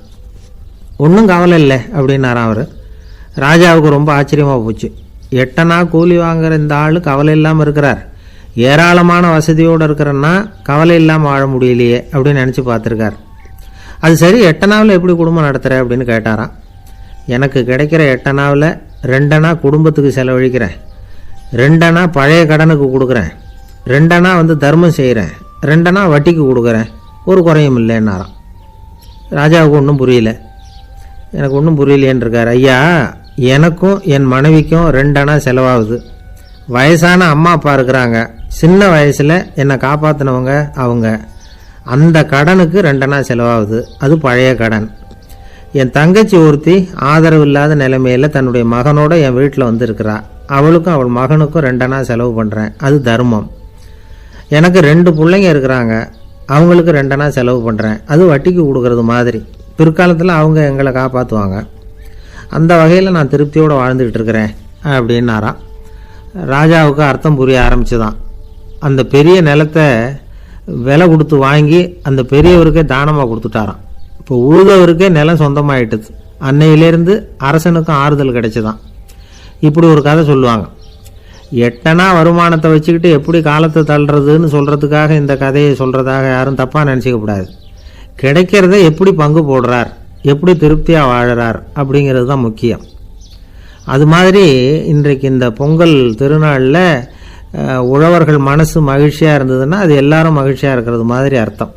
அதனால் அவர்கள்ட்டேருந்து நாம் பாடம் கற்றுக்கணும். சில உழவர்கள் தங்கள் நிலத்தில் விளையிறத தாங்கள் சாப்பிட மாட்டாங்க, அடுத்தவங்கள்ட்ட விற்றுட்டு சந்தையில் போய் வேறு அரிசி வாங்கிட்டு தான் இவங்க சாப்பிடுவாங்க. அப்படிப்பட்ட விவசாயிகள்லாம் இது உண்டு. பங்கிடுகிற பண்பை உழவர்கள்ட்டேருந்து கற்றுக்கொள்ளுங்கள் அப்படிம்பாங்க. ஒரு ஆள் நிம்மதியாக மகிழ்ச்சியாக இருந்தானா, உங்கள் நிம்மதிக்கும் மகிழ்ச்சிக்கும் என்ன காரணம்னு கேட்டிருக்கார் இன்னொருத்தர். என்கிட்ட இருந்தது பூராவையும் என் பிள்ளைங்களுக்கு சமமாக பங்கு போட்டு கொடுத்துட்டேன், எனக்குன்னு எதுவுமே வச்சுக்கல, அதுதான் நிம்மதிக்கு காரணம்ன்றிருக்கான். உங்ககிட்ட இருந்தது எவ்வளவு இருந்தது அப்படின்னு கேட்டிருக்காரு அவர். மொத்தமாக ஒரு 50,000 ரூபா இருக்கும் அப்படின்னு இருக்கான். அவ்வளவும் பணமாகவே இருந்ததா அப்படின்னு கேட்டிருக்காங்க அவங்க. இல்லைங்க, அவ்வளவும் கடன், அதை தான் பிரித்து கொடுத்துருக்கேன் பிள்ளைங்க கிட்ட அப்படின்னு நானும். அவன் எது ரொம்பவும் கஷ்டமான காரியம் அப்படின்னு கேட்டார் ஒருத்தர். ஒருத்தருக்கு ஒருத்தர் சண்டை போடாமல் இருக்கிறது தான் ரொம்ப கஷ்டமான காரியம் அப்படின்னு தோணுது. ஒரு நாட்டுக்கும் இன்னொரு நாட்டுக்கும் சண்டை, நாட்டுக்குள்ளேயே ஒரு குரூப்புக்கும் இன்னொரு குரூப்புக்கும் சண்டை. ஏன் சண்டை போட்டுக்கிறீங்கன்னு கேட்டு பாருங்கள். நாங்கள் சமாதானத்துக்காக தான் சண்டை போட்டுக்கிறோம் அப்படிம்பாங்க. வாழறதுக்காக பிறந்த மனுஷன் லட்சியத்துக்காக உயிரை விட தயார் அப்படின்னு சொல்லிகிட்டு இருப்பான். அப்படி உயிரை விடுறவங்கள நாமளும் பாராட்டுவோம். ஆனால் ஒன்றுமில்லாத விஷயங்களுக்கெல்லாம் சண்டை போடுறவங்களெல்லாம், அப்படிப்பட்டவங்களையும் சரி உயிரை விடுறவங்களையும் சரி என்னென்னு சொல்கிறது, யுத்தங்களாலேயும் சண்டைகளாலேயும் நாம் அடையிறது என்னங்கிறது ஒரு பக்கம் இருக்கட்டும், இழக்கிறது என்ன தெரியுமா, ஏராளமான உயிர்கள். ரத்தம் சிந்தறதுக்கு நான் தயார் அப்படின்னு மார்தட்டி சொல்லலாம். ஆனால் ரத்தம் சிந்தினா உயிர் காத்துக்கிட்டு இருக்க தயார் இல்லை. அதாவது உயிர் நமக்காக காத்துக்கிட்டு இருக்க தயார் இல்லை. இழக்கிற ரத்தத்தை ஈடுகட்டினா தான் உயிரை காப்பாற்ற முடியும். அதனால் இது சம்பந்தமாக ஆராய்ச்சி செய்கிற கட்டாயம் ஏற்பட்டு போச்சு. அதோட விளைவாக புதுசாக ஒன்றை கண்டுபிடிச்சிருக்கிறாங்க. அதுதான் செயற்கை ரத்த பொடி. இப்போ இந்த திடீர் சாம்பார் பொடி, திடீர் ரசப்பொடி, திடீர் காப்பி பொடி இப்படிலாம் சொல்கிறோம்ல, அது மாதிரி இது திடீர் ரத்த பொடி. இஸ்ரேல் ஒரு சின்ன நாடு, மக்கள் தொகை குறைச்சல், அதோட போர்கள் வேறு. அதனால் காயம்பட்டவங்களை காப்பாற்றியே தீர வேண்டிய கட்டாயம். காப்பாற்றணும்னா ரத்த இழப்பை தடுக்கணும். அப்படின்னா உடனடியாக புது ரத்தம் செலுத்தி ஆகணும். திடீர்னு ரத்தம் வேணும்னா எங்கே போகிறது? அதுவும் கிடைக்கிற ரத்தம் சேர்கிற குரூப்பாக இருக்கணும். ஒரு வேடிக்கை பார்த்தீங்களா, நான் வேறு குரூப்பு நீ வேறு குரூப்புன்னு இவன் சண்டை போடுறான். இதில் அடிபட்டவனுக்கு ரத்தம் கொடுக்க போனால் அதுலேயும் அது வேறு வேறு குரூப்பாக இருக்குது. அது ரத்தமும் வேறு வேறு குரூப்புன்னு சொல்லிகிட்டு இருக்குது. எந்த குரூப்பு ரத்தம் வேணும், அது உடனடியாக கிடைக்கலன்னா என்ன பண்ணுறது? இப்படிப்பட்ட கஷ்டம்லாம் நமக்கு வந்துடுது. இதுக்காக தான் விஞ்ஞானிகள் இந்த ரத்த பொடியை கண்டுபிடிச்சிருக்கிறாங்க. அதாவது ஒரு ஆள் அடிபட்டு போட்டான்னு வச்சுங்களேன், அவனுக்கு ரத்தம் கிடைக்கல, உடனே என்ன பண்ணலாம், இந்த சுத்தப்படுத்தப்பட்ட தண்ணீரை கொஞ்சம் எடுத்துக்க வேண்டியது, அதில் இந்த ரத்த பொடியை கரைக்க வேண்டியது. இப்போ இந்த செயற்கை ரத்தம் தயாராகிட்டுது. இதை அந்த ஆள் உடம்புல ஏற்றி விட்டுற வேண்டியது.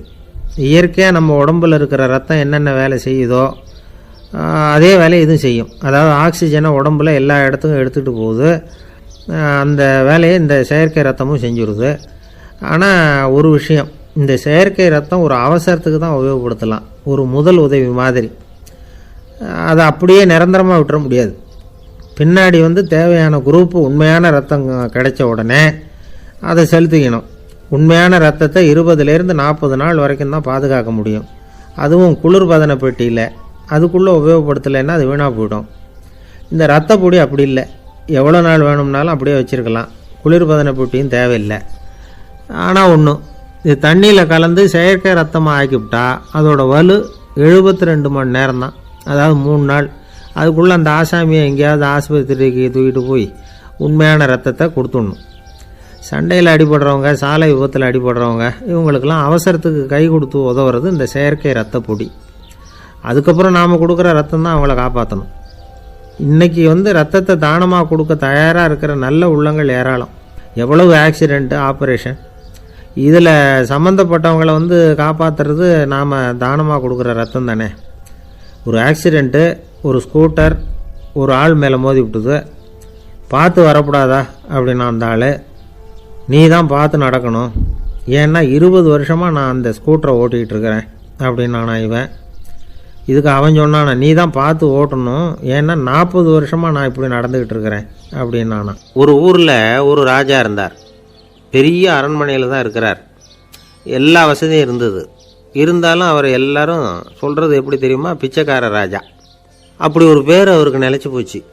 ஜனங்களும் சரி, மற்ற தேசங்களில் உள்ளவங்களும் சரி, அவர் அந்த பேர் சொல்லியே குறிப்பிடுறது வழக்கமாக போட்டுது. இது அவருக்கு ரொம்ப கவலையாக போச்சு. என்ன இது, நம்மளை தேடி வர்றவங்களுக்கெல்லாம் நாம் சோறு போடுறோம், நம்ம புகழ்ந்து பாடல் ஏற்றி கொண்டு வர்ற புலவர்களுக்கெல்லாம் அவங்க எப்படி வந்தாலும் ஒருவேளை சோறு போடணுங்கிறது உத்தரவு. இவ்வளவுலாம் செஞ்சும் நம்மளை போய் பிச்சைக்கார ராஜான்னு எல்லாரும் சொல்கிறாங்களே, அது ஏன், எதுக்காக இப்படி சொல்கிறாங்க? இதுதான் ராஜாவுக்கு குழப்பம். சரி, இதை பற்றி நம்ம அமைச்சர்கள்கிட்ட கேட்கலாமா அப்படின்னு யோசனை பண்ணார். இந்த விஷயத்தை போய் அவங்கக்கிட்ட எப்படி கேட்குறதுன்னு அவருக்கு தயக்கமாக இருந்தது. கௌரவ குறைச்சலாக தெரிஞ்சுது அவருக்கு. சரி, சாதாரண குடிமக்கள்கிட்ட இதை பற்றி கேட்கலாமா அப்படின்னு யோசனை பண்ணார். கேட்கலாம், ஆனால் அவங்க யாரும் ராஜா முன்னாடி நின்று தைரியமாக பேசக்கூடிய அளவுக்கு இல்லை. ராஜாவோட குழப்பம் நாளுக்கு நாள் அதிகமாக போச்சு. கடைசியாக அவர் ஒரு முடிவுக்கு வந்தார். அதாவது இதை பற்றி ஒரு பிச்சைக்காரங்கிட்டே கேட்டு பார்த்துட்டா என்ன. இதுதான் அவர் பண்ண முடிவு. உடனே மாறு வேஷம் போட்டுக்கிட்டு நகர்வலம் போனார். ஒரு பிச்சைக்காரனை கண்டுபிடிச்சார். இதை பாருப்பா, நம்ம ராஜாவை எல்லாரும் பிச்சைக்கார ராஜான்னே சொல்கிறாங்களே, அதுக்கு என்ன காரணமாக இருக்கும் அப்படின்னு கேட்டார். அதுக்கு அவன் சொல்கிறான், இதுக்கான பதிலை இன்னும் ஒரு 30 நாளில் சொல்கிறேன் அப்படின்னா. உடனே இவருக்கு சந்தோஷம். உண்மையை அவங்ககிட்ட சொன்னார். நான் வேற யாரும் இல்லை, நான் தான் இந்த நாட்டு ராஜா.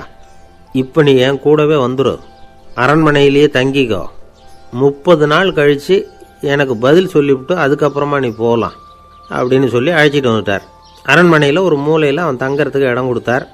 தினம் 2 வேளையும் இவனுக்கு சோறு போடுங்க அப்படின்னு உத்தரவு போட்டார். ராஜா கொடுத்த இடத்துல போய் உக்காந்துக்கிட்டான் அந்த பிச்சைக்காரன். தினமும் அந்த அரண்மனையில் நடக்கிறதையெல்லாம் கவனிச்சிக்கிட்டு வந்தான். வேளைக்கு சாப்பாடு வரும், சாப்பிட்டுக்கிட்டு இருக்கான். இப்படி 30 நாள் முடிஞ்சுது. ராஜா வந்தார். என்ன, என்னோட கேள்விக்கு பதில் என்னன்னு கண்டுபிடிச்சிட்டியான்னார். கண்டுபிடிச்சிட்டேன்னா. என்ன எல்லாரும் பிச்சைக்கார ராஜான்னு சொல்கிறாங்களே, அது நியாயமாக படுதா உனக்குன்னு கேட்டார். நியாயமாக தான் படுது, சந்தேகம் இல்லாமல் நீங்கள் பிச்சைக்கார ராஜா தான். என்னதான் நீங்கள் வசதியோடவும் படைபலத்தோடவும் இருந்தால் கூட நீங்கள் எங்கள் வர்க்கத்தை சேர்ந்த ஆசாமி தான் அப்படின்னு அடித்து சொல்லிவிட்டான் அந்த ஆள். ஏனால் அப்படி சொல்கிறேன்னு கேட்டார் இவர். அரசே, ஒரு உண்மையை கண்டுபிடிச்சி சொல்கிறதா நான் உங்ககிட்ட சொன்னேன். நீங்கள் ராஜ பரம்பரைன்னா உடனே உங்கள் கழுத்தில் கிடக்கிற முத்து மாலையை கழட்டி பரிசாக கொடுத்துருப்பீங்க, பொன்னையும் மணியையும் கொடுத்துருப்பீங்க. ஆனால் நீங்கள் அப்படி செய்யலை. என்னை ஒரு மூலையில் உட்கார வச்சு 2 வேளை சோறு போட சொன்னீங்க. உங்களை தேடி யார் வந்தாலும், யார் பாராட்டி பேசினாலும் அல்லது பிரச்சனைகளை சொன்னாலும் நீங்கள் செய்கிற ஒரே காரியம் சோறு போடுறது தான். பிச்சைக்காரனுக்கு சோறு மட்டும்தான் உலகம். உங்கள் விஷயத்திலையும் நீங்கள் அப்படி தான் நினைக்கிறதாக தெரியுது. நல்லா கவனிங்க. எந்த ஒரு பிரச்சனைக்கும் சோறு தான் முடிவுன்னு நினைக்கிறீங்க பாருங்கள். நீங்கள் சந்தேகமில்லாத எங்களை சேர்ந்த ஆள் தான் அப்படின்னு விட்டான் அந்த பிச்சைக்காரன். அதுக்கப்புறம் தான் அந்த ராஜா தன்னுடைய தவறுகளை எல்லாம் தேர்த்திக்கிட்டாராம். பசின்னு வர்றவங்களுக்கு சோறு தான் போடணும், அது தப்பு இல்லை. பாராட்ட வர்றவங்களுக்கெல்லாம் சோத்தையே போட்டு அனுப்புனா இப்படி தான் பேர் வரும். எனக்கு தெரிஞ்ச ஒருத்தர் தினமும் யாராவது ஒருத்தரை தன் வீட்டுக்கு அழைச்சிட்டு போவார், சாப்பாடு போட்டு அனுப்புவார். முன்னறிவிப்பு இல்லாமல் திடீர்னு ஒரு விருந்தாளியோட வீட்டில் போய் இவர் நிற்கிறது வழக்கம். அந்த அம்மாவும் இவருக்காக தயார் பண்ணி வச்சுருந்ததை இவர் அழைச்சிட்டு வந்திருக்கிற விருந்தாளிக்கு போட்டுருவாங்க. விருந்தாளி சாப்பிட்டுட்டு போனதுக்கப்புறம் இவர் மனைவி கிட்ட உனக்கு சிரமம் வேணாம் அப்படின்னு சொல்லிவிட்டு பக்கத்தில் உள்ள ஒரு ஹோட்டலுக்கு போய் காசு கொடுத்து சாப்பிட்டுட்டு வந்துடுவார். பல நாள் இப்படி நடக்கும். ஒரு நாள் அவரை தனியாக கூப்பிட்டுக்கிட்டு போய் ஏன் இப்படி பண்ணுறீங்கன்னு கேட்டோம்.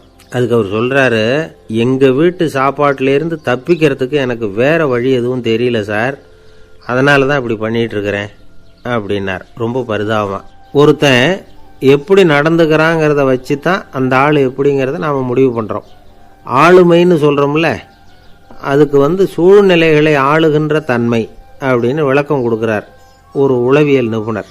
சரி, ஒரு மனிதனுடைய ஆளுமையை உருவாக்குகிற விஷயங்கள் என்னென்ன? பிறப்பு, வளர்க்கப்பட்ட விதம், படிப்பு, நண்பர்கள், சமுதாயம், இப்படி நிறைய உண்டு. ஆளுமையின் அடிப்படையில் சில மனநோய்கள் உண்டாகுது. அதெல்லாம் என்னென்னங்கிறத தெரிஞ்சு வச்சுக்கிட்டோம்னா நம்ம கூட இருக்கிறவங்கள அடையாளம் கண்டுபிடிக்கிறதுக்கு அது ரொம்ப உபயோகமாக இருக்கும். ஃப்ரெனாய்டு ஆளுமை அப்படின்னு ஒன்று. இந்த கோளாறு உள்ளவங்க எப்படி இருப்பாங்க தெரியுமா? அதிக உணர்ச்சி, சந்தேகம், பொறாமை இதெல்லாம் அதிகமாக இருக்கும். வளைஞ்சு கொடுக்க மாட்டாங்க. அடுத்தவங்களோட இணக்கமான உறவு இருக்காது. அவங்க செய்கிற தப்புக்கெல்லாம் அடுத்தவங்களை குறை சொல்லிகிட்டு இருப்பாங்க. இது ஒரு ரகம். அடுத்தது ஸ்கிசாய்டு ஆளுமை அப்படின்னு சொல்கிறாங்க. இந்த கோளாறு உள்ளவங்க அடுத்தவங்களோட பழக கூச்சப்படுவாங்க. சின்ன வயசுலேயே இது ஆரம்பமாயிடுது. பகல் கனவுலேயே சஞ்சரிப்பாங்க. அவங்களுடைய விரோதம், கோபம் இதை கூட வெளியில் காட்டிக்க முடியாமல் இருப்பாங்க. இவங்களுக்கு அகமுகம், பிரச்சனைகள்லேருந்து ஒதுங்கி எதுலேயும் ஈடுபாடு இல்லாதவங்களாக இருப்பாங்க. இப்படி ஒரு ரகம். அடுத்தது சைக்ளோதமிக் ஆளுமை அப்படின்னு சொல்கிறாங்க. அது என்னென்னா, உணர்ச்சிகளில் ஏற்றத்தாழ்வு அதிகமாக இருக்குமா. சில சமயம் பார்த்தா மகிழ்ச்சியாக இருப்பாங்க, சில சமயம் சோகமாக உட்காந்துருப்பாங்க. அவங்க மனநிலைக்கு தகுந்த மாதிரி சமூக நிகழ்ச்சிகளில் பங்கெடுத்துக்குவாங்க. இன்னொரு வகை என்னென்னா எண்ணப்பீடிகை ஆளுமை அப்படின்னு பேர் வச்சுருக்கிறாங்க. அதுக்கு இவங்களுக்கெல்லாம் கரெக்டாக இருக்கணும். எல்லாம் சட்டத்திட்டம் எதுலேயும் ஒரு ஒழுங்குமுறை, இப்படி எதிர்பார்க்குற மனோபாவம். இவங்க எதிர்பார்ப்புக்கும் வரன்முறைக்கும் மற்றவங்க கட்டுப்படணும்னு நினைப்பாங்க. இந்த நிலைமை நீடித்தா என்ன ஆகும் தெரியுமா? அலைக்கழிக்கிற எண்ணங்கள் திரும்ப திரும்ப ஒரே செயலை செய்ய தூண்டுற மனத்தளர்ச்சிக்கு ஆளாயிடுறாங்க. அடுத்தது ஹிஸ்டீரியா ஆளுமை. சின்ன விஷயத்தையெல்லாம் பெருசுப்படுத்தி நாடகமாக்குற நடிகர்கள் இவங்க. உணர்ச்சி அதிகம் உள்ளவங்க. இவங்க மன எழுச்சியில் பக்குவமின்மை, குழந்தைத்தனம், முதிர்ச்சியின்மை எல்லாம் இருக்கும். தன்னலம் மிக்க குணம். பிறர் தன்னை மட்டுமே கவனிக்கணும்னு நினச்சி செயல்படுறது, இதெல்லாம் இவங்க அடையாளம். அடுத்த ரகம் எப்படின்னா வளர்ச்சியற்ற ஆளுமைன்னு சொல்கிறாங்க. அடுத்தவங்களோட இணங்கி போக முடியாதவங்க.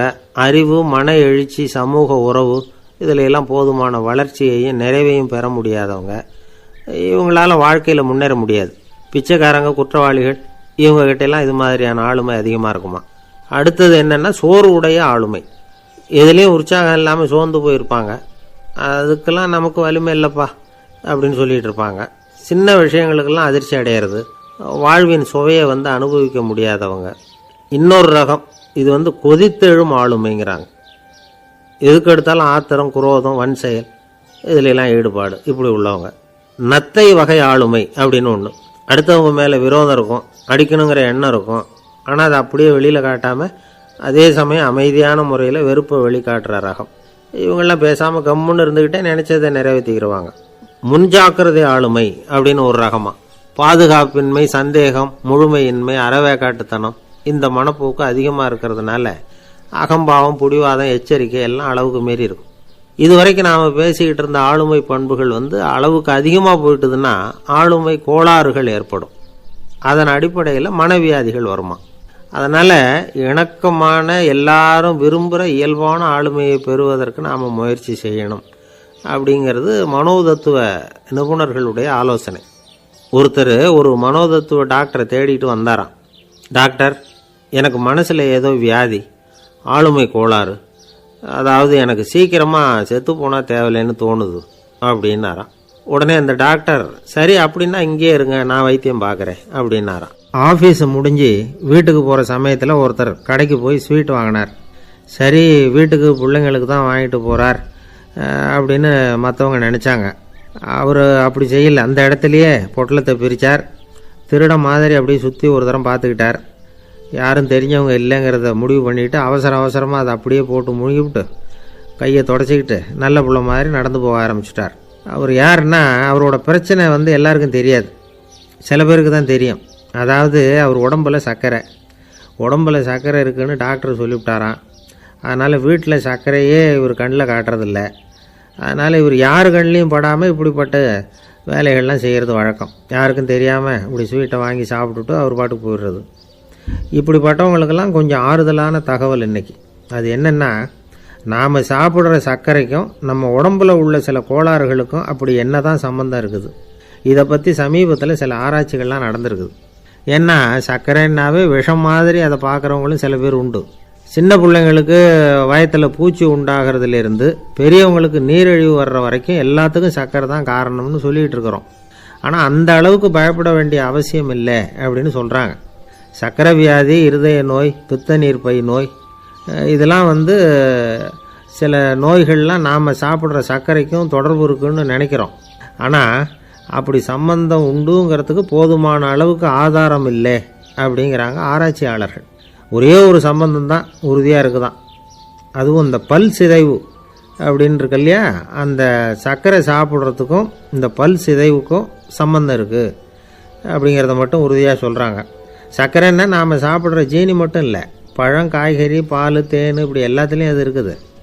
கேரட்டு கொடுக்குற சத்தில் 88% சர்க்கரை, ஆப்பிள் கொடுக்குற சக்தியில் 95% சர்க்கரை. இது ஜீனி சர்க்கரை, இது ஆப்பிள் சர்க்கரை அப்படிங்கிற வித்தியாசம்லாம் உடம்புக்கு கிடையாது. ரெண்டுமே உடனடியாக சக்தி கொடுக்குது. ஒரு ஸ்பூன் சர்க்கரையில் 16 கலோரி தான் சத்து இருக்குது. அதிகமாக சர்க்கரை சாப்பிட்டா நீரிழிவு வந்துருங்கிறது தப்பான ஒரு அபிப்பிராயம். டயபெட்டிஸுங்கிறது ஒரு மெட்டபாலிக் டிசார்டர், அவ்வளவுதான். அதாவது நாம் சாப்பிட்ற சர்க்கரையை நம்ம உடம்பு திறமையாக உபயோகப்படுத்திக்க முடியல அப்படின்னு அர்த்தம். அதனால தான் அதிகமாக இனிப்பு வேணாம்னு சொல்கிறோம். ஏற்கனவே உடம்பால் முடியாத ஒன்றை மறுபடியும் அது தலையில் சுமத்தி அதிகமாக வேலை வாங்க வேணாமே அப்படிங்கிறதுக்காக தான். ஆகாரத்தில் அதிகமாக சர்க்கரை இருந்தால் அதனால் உடனே சர்க்கரை வியாதி வந்துடும்ங்கிறதுக்கு விஞ்ஞான ரீதியாக போதுமான ஆதாரம் இல்லை. அதனால் எப்போவாவது அதிகமாக ஸ்வீட்டு சாப்பிட்டுட்டா ஐயோ அதிகமாக சாப்பிட்டோமோ என்ன பண்ண போகுது தெரியலையே அப்படின்னு நினச்சி மனசை போட்டு குழப்பிக்க வேண்டியதில்லை. பொதுவாக எதுவுமே அதிகமாக வேண்டாம், எல்லாம் சீராக இருந்தால் போதும். நீரிழிவுங்கிறது புதுசாக வந்துட்ட ஒரு நோய் இல்லை, ரொம்ப காலமாகவே இருக்கிற ஒன்று தான். நம்ம முன்னோர்கள் இதை மதுமேகம் அப்படின்னு சொல்லுவாங்க. அதை கட்டுப்படுத்துறதுக்கு அவங்களே சில வழிமுறையை சொல்லி வச்சுருக்கிறாங்க. அது என்னென்னா வேறு ஒன்றும் இல்லை, இந்த பாவக்காய், முள்ளங்கி, அருகம்புல், அவ்வளவுதான். வெள்ளை முள்ளங்கி இருக்குல்ல, அதை வாரத்துக்கு 3 நாள் சாப்பிட்டுக்கிட்டு வாங்க. நூலுக்கோல் ரொம்ப நல்லது. இல்லைன்னா முள்ளங்கி சாறு 1 ounce சாப்பிட்டுட்டு வரலாம்.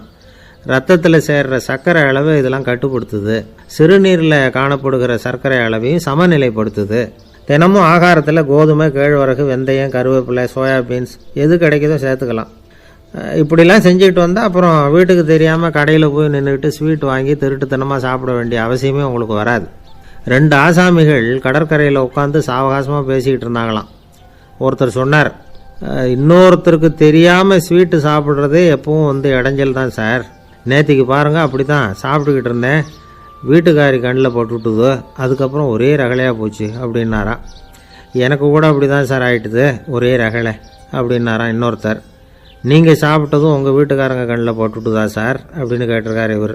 அதுக்கு அவர் சொன்னாராம், அப்படி இல்லை சார், கடைக்காரர் கண்ணில் போட்டுவிட்டுதோ, நான் அவருக்கு தெரியாமல் அந்த ஸ்வீட்டை அவர் கடையிலேருந்து எடுத்திருந்தேன் அப்படின்னு விளக்கம் கொடுத்தாராம் இந்த ஆள். ஒருத்தர் முகத்தை தொங்க போட்டுக்கிட்டு ஒரு மாதிரியாக வந்தார்.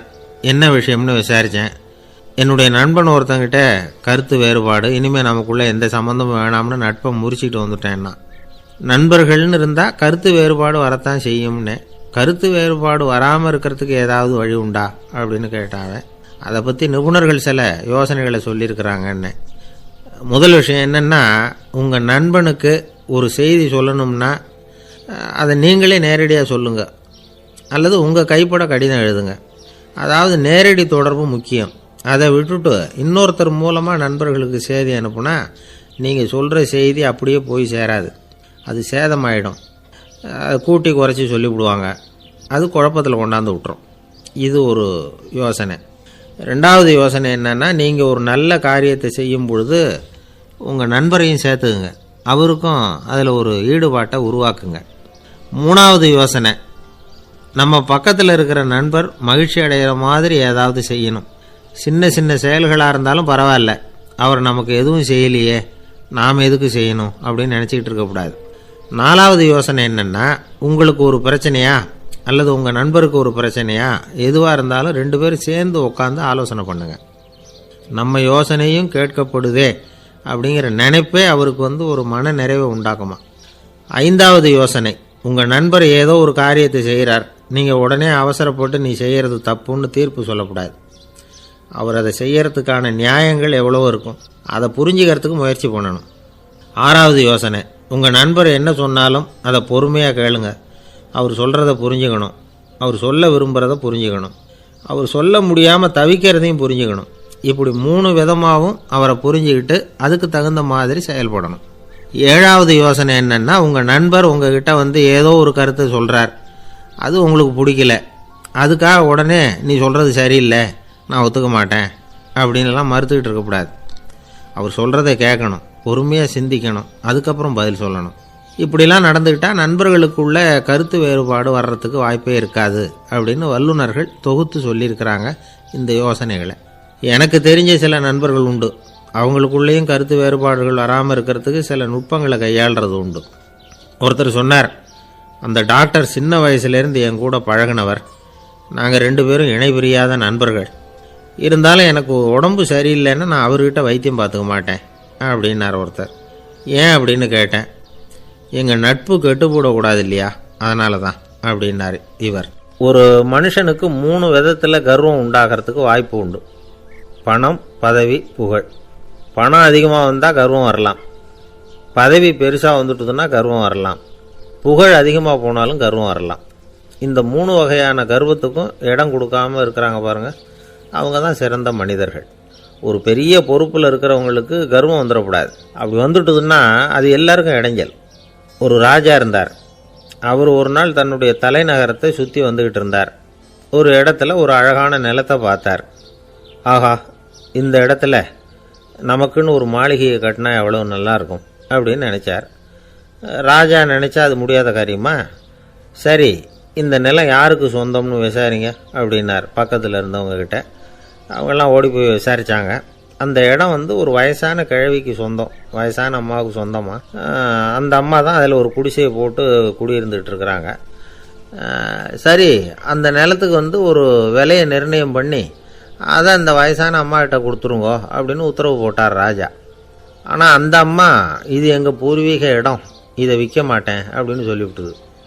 சரி, 2 பங்கு விலை கொடுக்குறோம்னு சொல்லி பாருங்க அப்படின்னாங்க.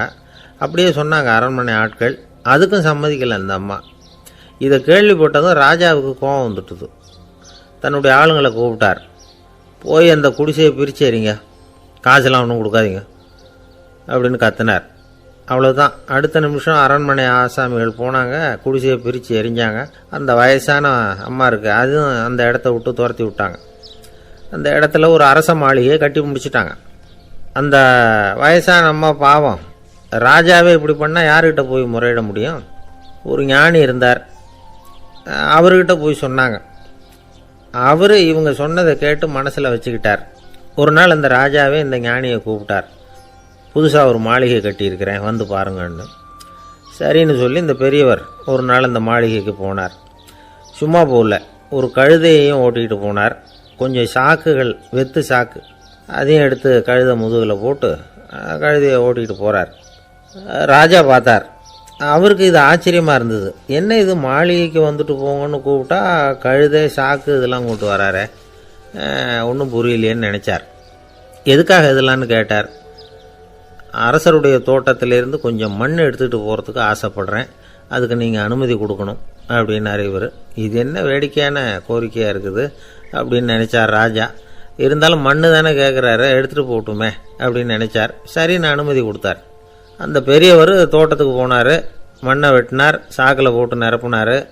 ராஜாவை கொஞ்சம் கிட்ட வாங்கன்னு கூப்பிட்டார். இந்த மண் மூட்டையை தூக்கி கழுதையோட முதுகில் வைக்கணும், கொஞ்சம் உதவி பண்ணுங்கன்னார். ஓ பண்ணுறேனே அப்படின்னு சொல்லி ராஜா கிட்ட போனார். மூட்டையை தூக்கி பார்க்குறாரு, முடியல, திணறி போட்டார். இப்போ அந்த ஞானி பேசினாராம். அரசே, இந்த ஒரு சாக்கு மண்ணையே உங்களால் தூக்க முடியல, அந்த கிழவிகிட்ட இருந்து அந்த அக்கிரமமாக அபகரித்த இந்த தோட்டம் பூராவையும் சுமக்கணும்னு ஆசைப்படுறீங்களே, அது உங்களால் முடியுமா அப்படின்னு கேட்டாராம். ராஜா யோசனை பண்ண ஆரம்பித்தார். தன்னுடைய செயலுக்காக வருத்தப்பட்டாராம். அந்த வயசான அம்மாவை உடனடியாக வரவழைச்சார். தாயே, தப்பு பண்ணிட்டேன், என்னை மன்னிச்சுக்குங்க, இன்னையிலேருந்து இந்த மாளிகையும் தோட்டமும் உங்களுக்கு தான் சொந்தம் அப்படின்னு சொல்லிவிட்டாராம். போகிறப்ப இந்த உலகத்திலேருந்து என்னத்தை எடுத்துகிட்டு போக போகிறோம், அதனால் ரொம்பவும் அலட்டிக்க வேண்டியதில்லை, கர்வப்பட வேண்டியதில்லை அப்படிங்கிறது ஒரு பெரிய உபதேசம். ஒரு பெரிய மனுஷன் சாக கிடந்தார், ரொம்பவும் அழுதார். ஏன் அழறீங்க அப்படின்னு கேட்டாங்க சுற்றி இருந்தவங்க. நான் சாகிறதுக்காக கவலைப்படலை, நான் நம்ம ஜனங்களுக்காக எவ்வளவோ காரியம்லாம் செஞ்சுக்கிட்டு வந்தேன்.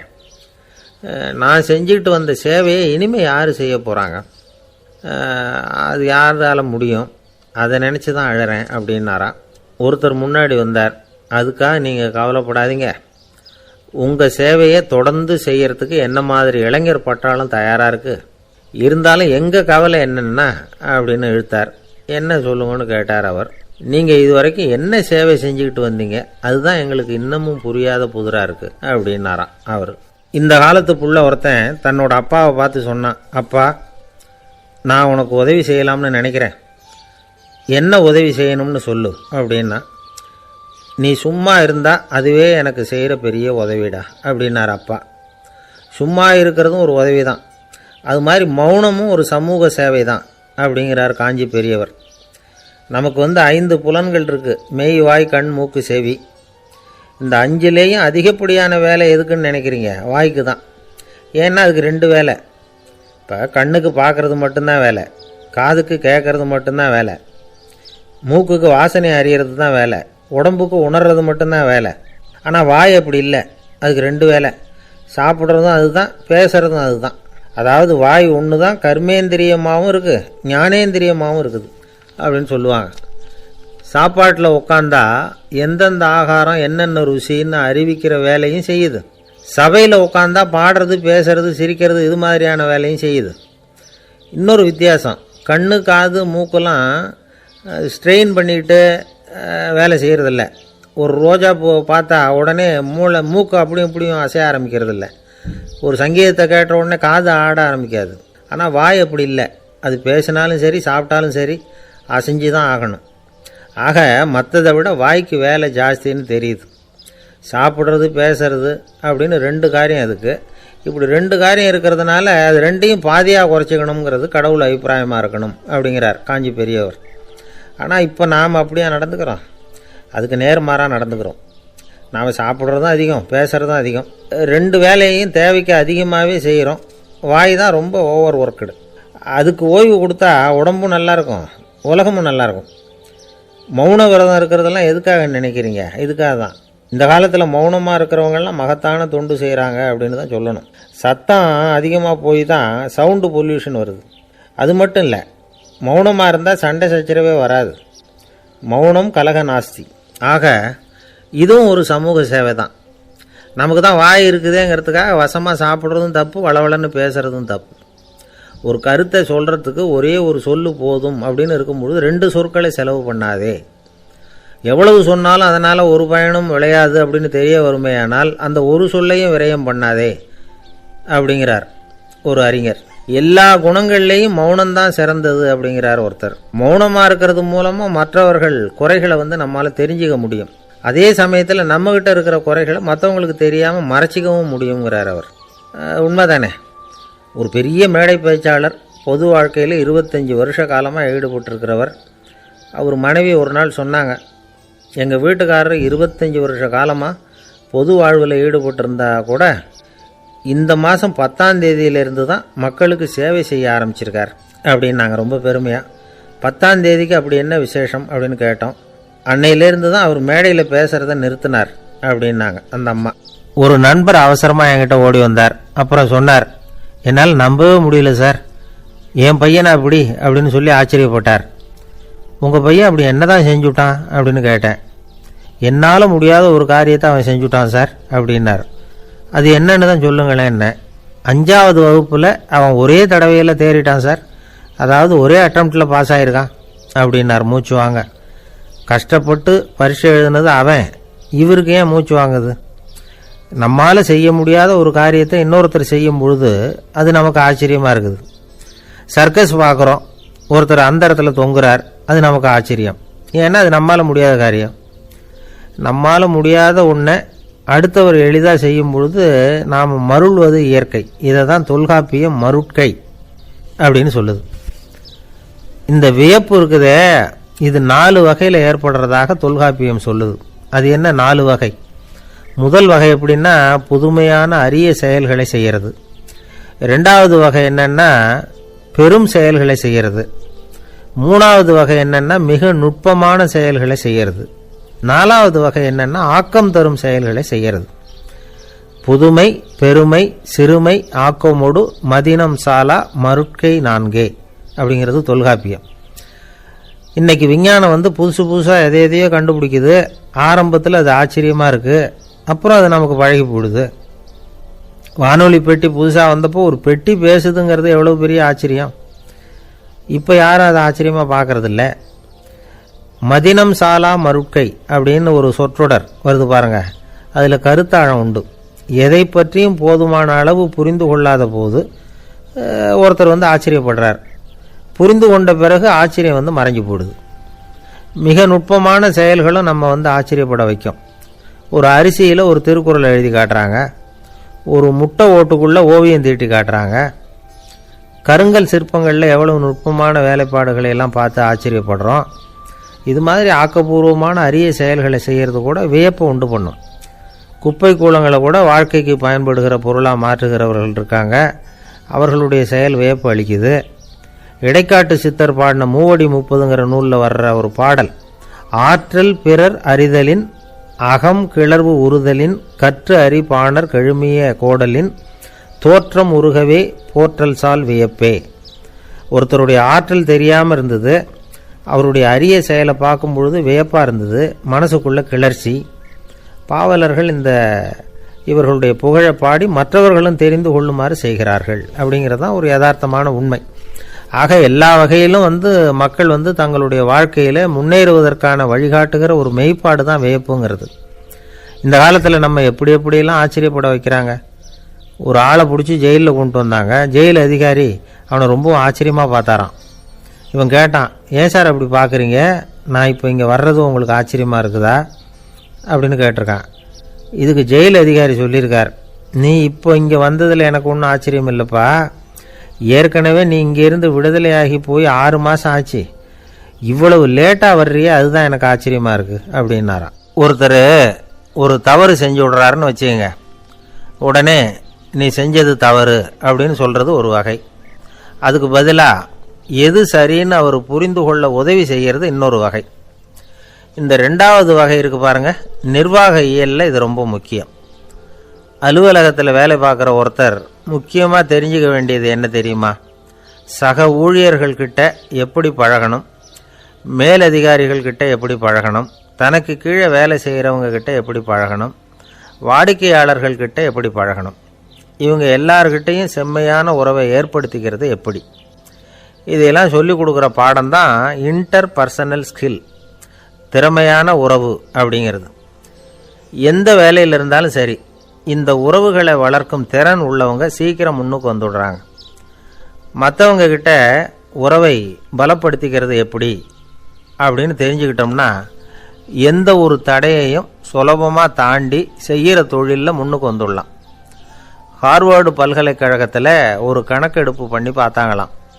பார்க்குற வேலையில் எது மாதிரி குணாதிசயம் உள்ளவங்க வேகமாக முன்னுக்கு வர்றாங்க அப்படின்னு தெரிஞ்சுக்கிறதுக்காக இந்த கணக்கெடுப்பு. வெவ்வேறு துறையில் வேகமாக முன்னுக்கு வந்திருக்கிற பல பேரை சந்தித்து இந்த சர்வேயை நடத்தியிருக்கிறாங்க. அவங்க கண்டுபிடிச்சி சொல்லியிருக்கிற உண்மை என்ன தெரியுமா? ஒருத்தர் ஒரு வேலையில் இருந்தால் அது சம்பந்தப்பட்ட சப்ஜெக்ட் பற்றிய அறிவு 35% இருந்தால் போதுமா. ஆனால் உறவுகளை வளர்க்கக்கூடிய திறன், இன்டர் பர்சனல் ஸ்கில்லு 65% வேணும். இப்படி உள்ளவங்க சீக்கிரம் முன்னுக்கு வந்துடுறாங்களாம். அதனால் ஒருத்தருக்கு வேலை சரியாக புரியலைன்னா கூட விவரமாக மற்றவங்க கிட்ட பழகிறது எப்படின்னு புரிஞ்சால் போதும், அவர் முன்னுக்கு வந்துடலாம். அலுவலகங்களில் மட்டும் இல்லை, எல்லா இடங்கள்லையும் இது ரொம்ப முக்கியம். வீட்டுக்குள்ளேயும் இது ரொம்ப முக்கியம், வீட்டுக்கு வெளியேயும் இது முக்கியம். அடுத்தவங்க கிட்ட பழகிறது எப்படிங்கிறத தெரிஞ்சுக்காதவன் வாழ்க்கையில் முன்னேற முடியாது. இன்னைக்கு ஆயுதங்களால் காயப்படுத்தி கொள்ளுகிறவர்களை விட வார்த்தைகளால் காயப்படுத்தி கொள்ளுகிறவர்கள் தான் அதிகம். பெரியவங்க என்ன சொல்கிறாங்க தெரியுமா? நீங்கள் இந்த பூமியில் பிறந்ததன் அர்த்தம் பூர்த்தி ஆகணும்னா அடுத்தவங்களுக்கு உதவி பண்ணுங்க. அடுத்தவங்களுக்கு உதவி செய்ய முடியாவிட்டால் கூட பரவாயில்லை, ஆனால் யாரையும் புண்படுத்தி விடாதீங்க அப்படின்னு சொல்கிறாங்க. எனக்கு தெரிஞ்ச ஒருத்தர் ஒரு அலுவலகத்தில் வேலை பார்க்குறார். அவர் சொல்லுவார், எனக்கு இந்த இன்டர்பர்சனல் ஸ்கில் ரொம்ப அதிகம் சார். சக ஊழியர்கள்கிட்ட ரொம்ப சுமூகமாக நடந்துக்குவேன். என் கூட வேலை பார்க்குற ஒருத்தருக்கு ஏதாவது ஒரு கஷ்டம்னா அந்த சமயத்தில் அவர் செய்ய வேண்டிய வேலையை நான் செஞ்சிருவேன் சார் அப்படிம்பார். நான் அவர்கிட்ட சமீபத்தில் அப்படி ஏதாவது செஞ்சுருக்கீங்களா அப்படின்னு கேட்டேன். செஞ்சுருக்கேன் சார். போன வாரம் புதன்கிழமை ஆஃபீஸில் என் பக்கத்து சீட்டுக்காரருக்கு வயிற்று வலி. உடனே நான் மெடிக்கல் லீவ் போட்டுவிட்டு எங்கள் வீட்டுக்கு போயிட்டேன் சார் அப்படின்னார். ஒரு அம்மா தெருவில் உட்காந்து என்னத்தையோ தேடிட்டு இருக்கிறாங்க. அந்த அம்மா ஒரு சூஃபி ஞானி. அவங்க பேர் என்னன்னா ரபியா அல் அடாவியா. அந்த அம்மாவுக்கு கண் கூட தெளிவாக தெரியாது. அந்த பக்கமாக வந்த சில பேர் இவங்களுக்கு உதவி செய்கிறதுக்காக வந்தாங்க. என்ன தேடிட்டு இருக்கிறீங்க அப்படின்னு கேட்டாங்க. இதுக்கு அந்த அம்மா, அந்த கேள்வி அவ்வளோ முக்கியத்துவம் இல்லை, நான் தேடிட்டு இருக்கிறேன், உங்களால் முடிஞ்சால் எனக்கு உதவி பண்ணலாம் அப்படின்னாங்களாம். உதவி செய்ய வந்தவங்களுக்கு ஆச்சரியம். எதை தேடுறோங்கிறது தெரியாமல் இப்படி ஏன் நேரத்தை செலவழிக்கிறீங்க? நாங்கள் எப்படி உங்களுக்கு உதவ முடியும்? எங்களுக்கு ஒன்றும் புரியலையே அப்படின்ட்டுருக்காங்க. சரி, உங்களை திருப்தி பண்ணுறதுக்காக சொல்கிறேன். ஒரு குண்டூசி தொலைஞ்சி போச்சு, அதை தேடுறேன் அப்படின்னாங்களாம் அந்த அம்மா. அதுக்கப்புறம் இவங்களும் சேர்ந்து தேட ஆரம்பிச்சிட்டாங்க. கொஞ்ச நேரம் ஆச்சு, ஒன்றும் கிடைக்கல. உதவி செய்ய வந்தவங்களும் அழுத்து போட்டாங்க. அப்புறம் கேட்டாங்க, பாருங்கம்மா, இது ரொம்பவும் பெரிய தெரு, அகலமான தெரு. அதனால் குறிப்பாக நீங்கள் எந்த இடத்துல அந்த குண்டூசியை தொலைச்சிங்க அதை சொல்ல முடியுமான்னாங்களாம்.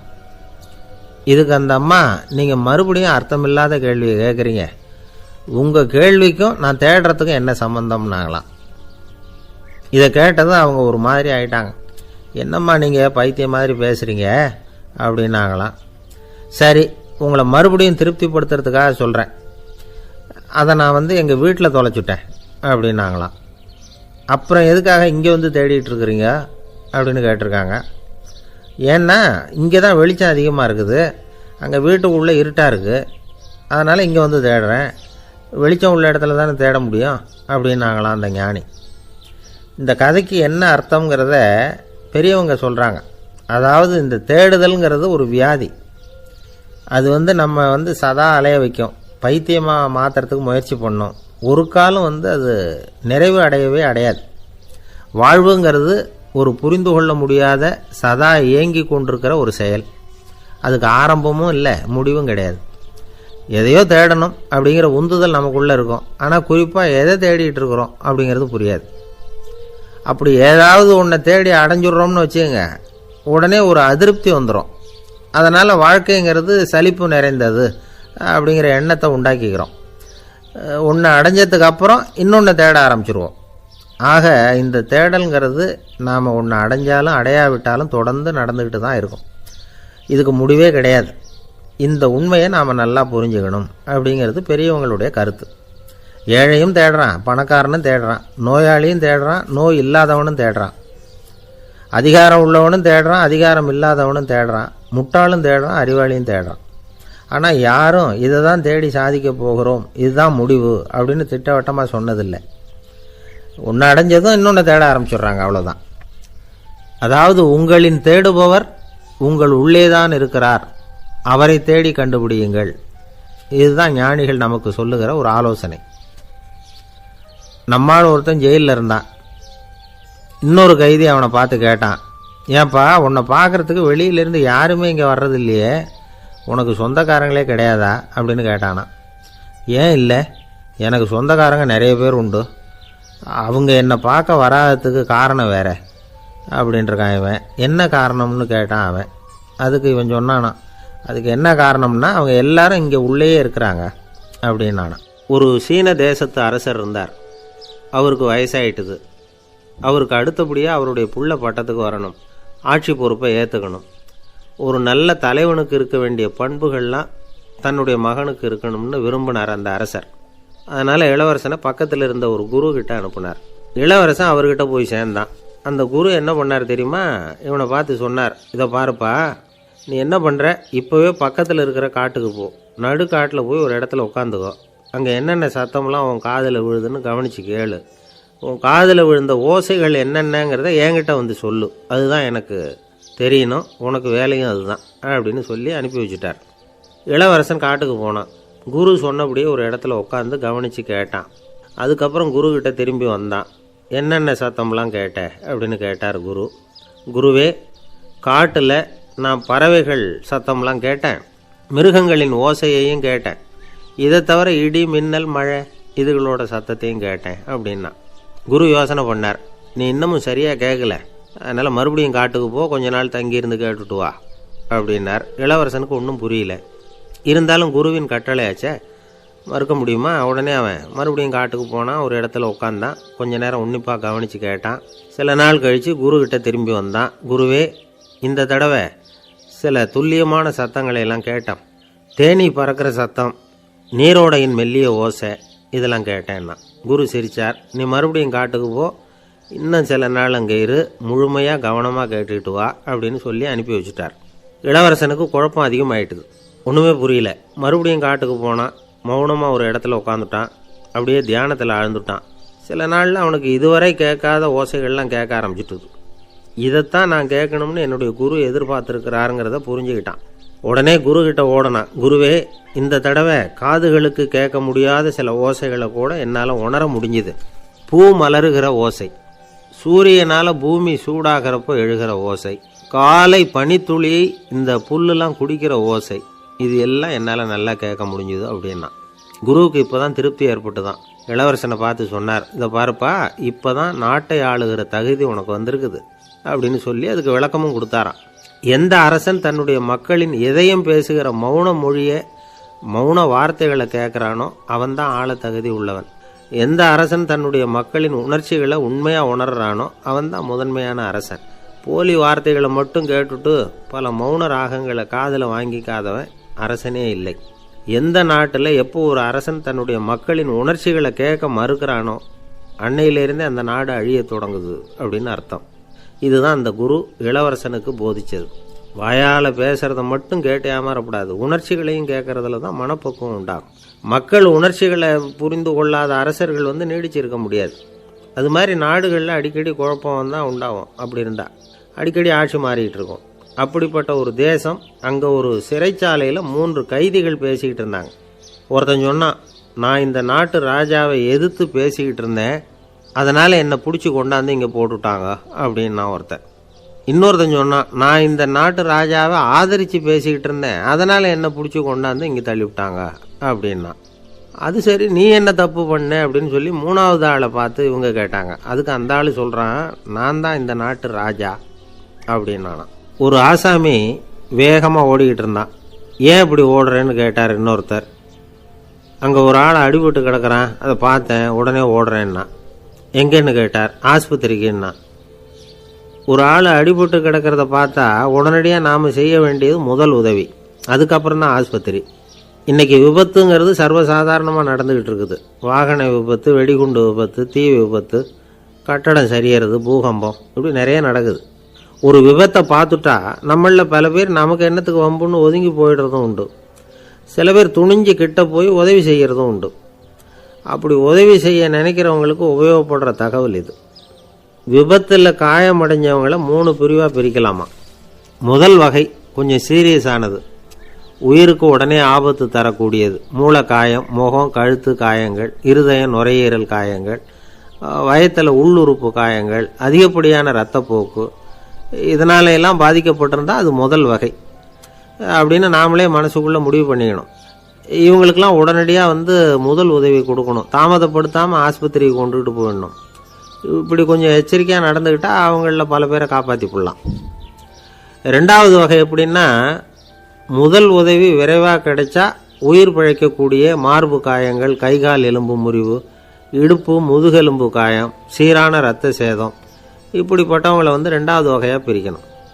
ஆபத்து இல்லாத சிராய்ப்புகள், சிறு காயங்கள், இரத்த உறைவுகள், இதனால் பாதிக்கப்படுறவங்க 3வது வகை. ஒருத்தர் தலையில் அடிபட்டு நினைவு விழுந்துட்டார்னு வச்சுங்க, அவருக்கு வாந்தி வர்றதுனால புறையேறி மூச்சு அடைப்பு உண்டாகும். இப்படி ஆகாமல் இருக்கிறதுக்காக தலையை ஒரு பக்கமாக சாய்ச்சி வைக்கலாம். நாடி துடிப்பையும் இதய துடிப்பையும் தொட்டு பார்க்கணும். அது குறைஞ்சிருந்தாலும் சரி, நின்று இருந்தாலும் சரி, அவர் மார்பை நிமிஷத்துக்கு 80 தடவை உள்ளங்கையால் அழுத்தி இதய துடிப்பை மீட்கிறதுக்கு உதவி பண்ணணும். கழுத்தில் காயம்பட்டாலும் ஆபத்து அதிகம். கழுத்துக்கு அடியில் ஒரு துண்டை மடித்து வைக்கலாம். 2 பக்கமும் சின்ன தலையணை அல்லது துணி மடிப்புகளை வச்சு கழுத்தை அதிகமாக அசையாமல் பார்த்துக்கலாம். முதுகெலும்பு முறிஞ்சிருக்குமோ அப்படிங்கிற சந்தேகம் இருந்ததுன்னா அவரை அதிகமாக அசைய விடக்கூடாது. அதிகமாக அசைஞ்சால் தண்டு இடத்துல பாதிப்பு ஏற்பட்டு கை கால் விளங்காமல் போயிடும். அவரை ஒரு கனமான போர்வை இல்லைன்னா பாயில் படுக்க வச்சு 4 பேர் மெதுவாக தூக்கி மருத்துவ உதவிக்கு அனுப்பி வைக்கலாம். கையெலும்பு முறிஞ்சிருந்தா முறிஞ்ச பாகத்தை உடம்போடு சேர்த்து அசையாமல் கட்டிப்புடலாம். கால் எலும்பு முறிஞ்சிருந்தா மற்ற காலோட சேர்த்து கட்டிப்புடலாம். முறிஞ்ச பாகம் தொங்காமல் பார்த்துக்கணும். அப்போ தான் வீக்கம் உண்டாகாமல் இருக்கும். வெட்டு காயம், குண்டடிப்பட்ட காயம், இதிலெல்லாம் ரத்தப்போக்கு அதிகமாக இருக்கும். ரத்தம் வெளியேற ஆபத்து அதிகம். சுத்தமான துணியை பல மடிப்புகளை மடித்து காயத்தின் மேலே வச்சு அழுத்தமாக ஒரு 10 நிமிஷம் பிடிச்சிக்கணும். ரத்தம் நின்ன உடனே காயத்துக்கு கட்டு போடலாம்.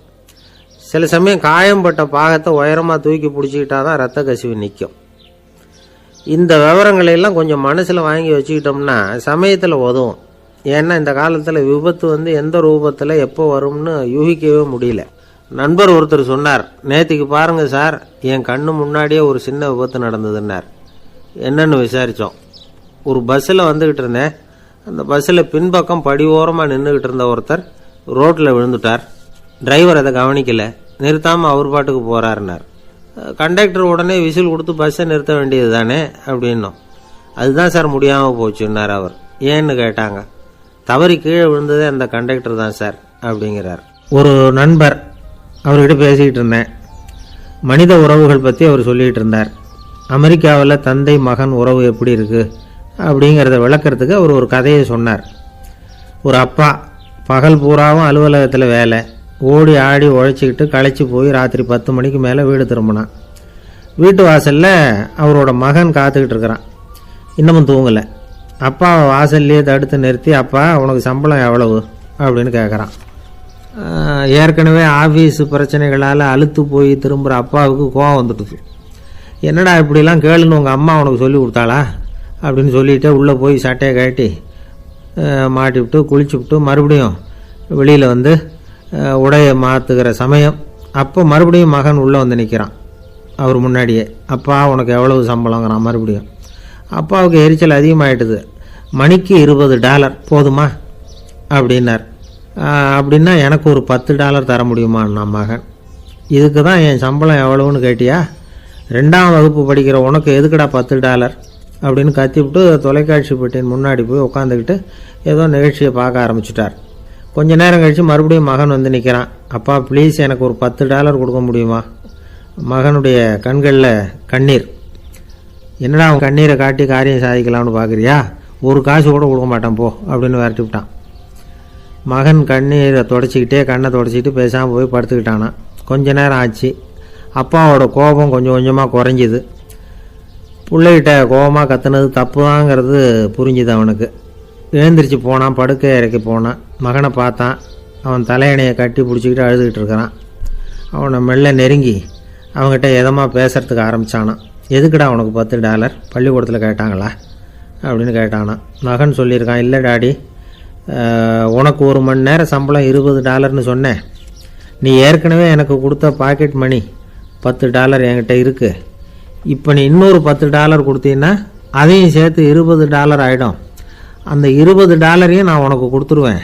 அப்படி கொடுத்தா நீ என் கூட 1 மணி நேரம் செலவழிப்ப இல்லையா? அதுக்காக தான் $10 கேட்டேன் அப்படின்னு சொன்னானான். அந்த அப்பா கண்ணு கலங்கி போச்சான். ஆதரவோடு தன்னுடைய மகனை கட்டி பிடிச்சி அழ ஆரம்பிச்சிட்டாராம். இதுதான் நண்பர் சொன்ன கதை. அமெரிக்கா மட்டும் இல்லை, உலகம் பூராவும் இன்றைக்கி மனித உறவுகள் இப்படி தான் மாறிக்கிட்டு இருக்கு. பெரியவர்கள் அறிவுரை என்ன தெரியுமா? உங்கள் குழந்தைகளிடமிருந்து குழந்தை பருவத்தை பிரித்து விடாதீர்கள் அப்படிங்கிறது தான்.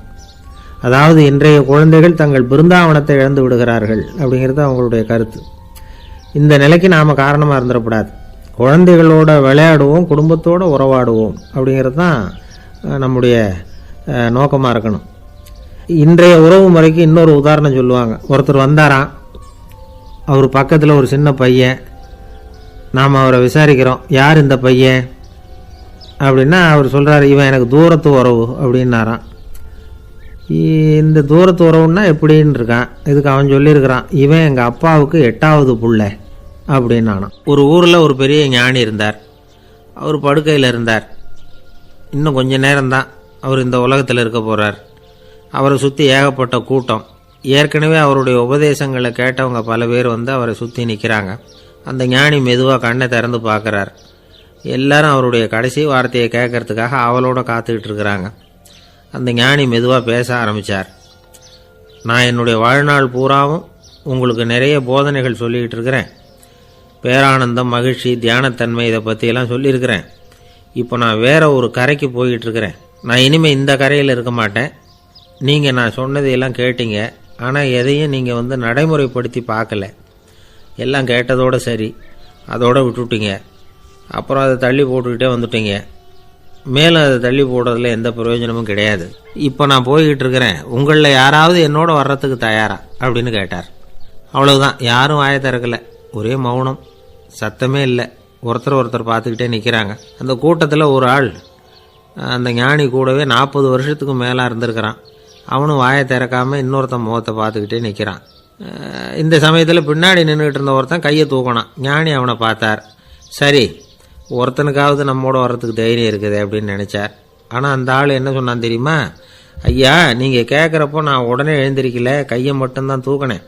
என்ன காரணம்னா, நான் எப்படி அடுத்த கரைக்கு வந்து சேர்றதுங்கிறது தெரிஞ்சுக்கிறதுக்காக தான்.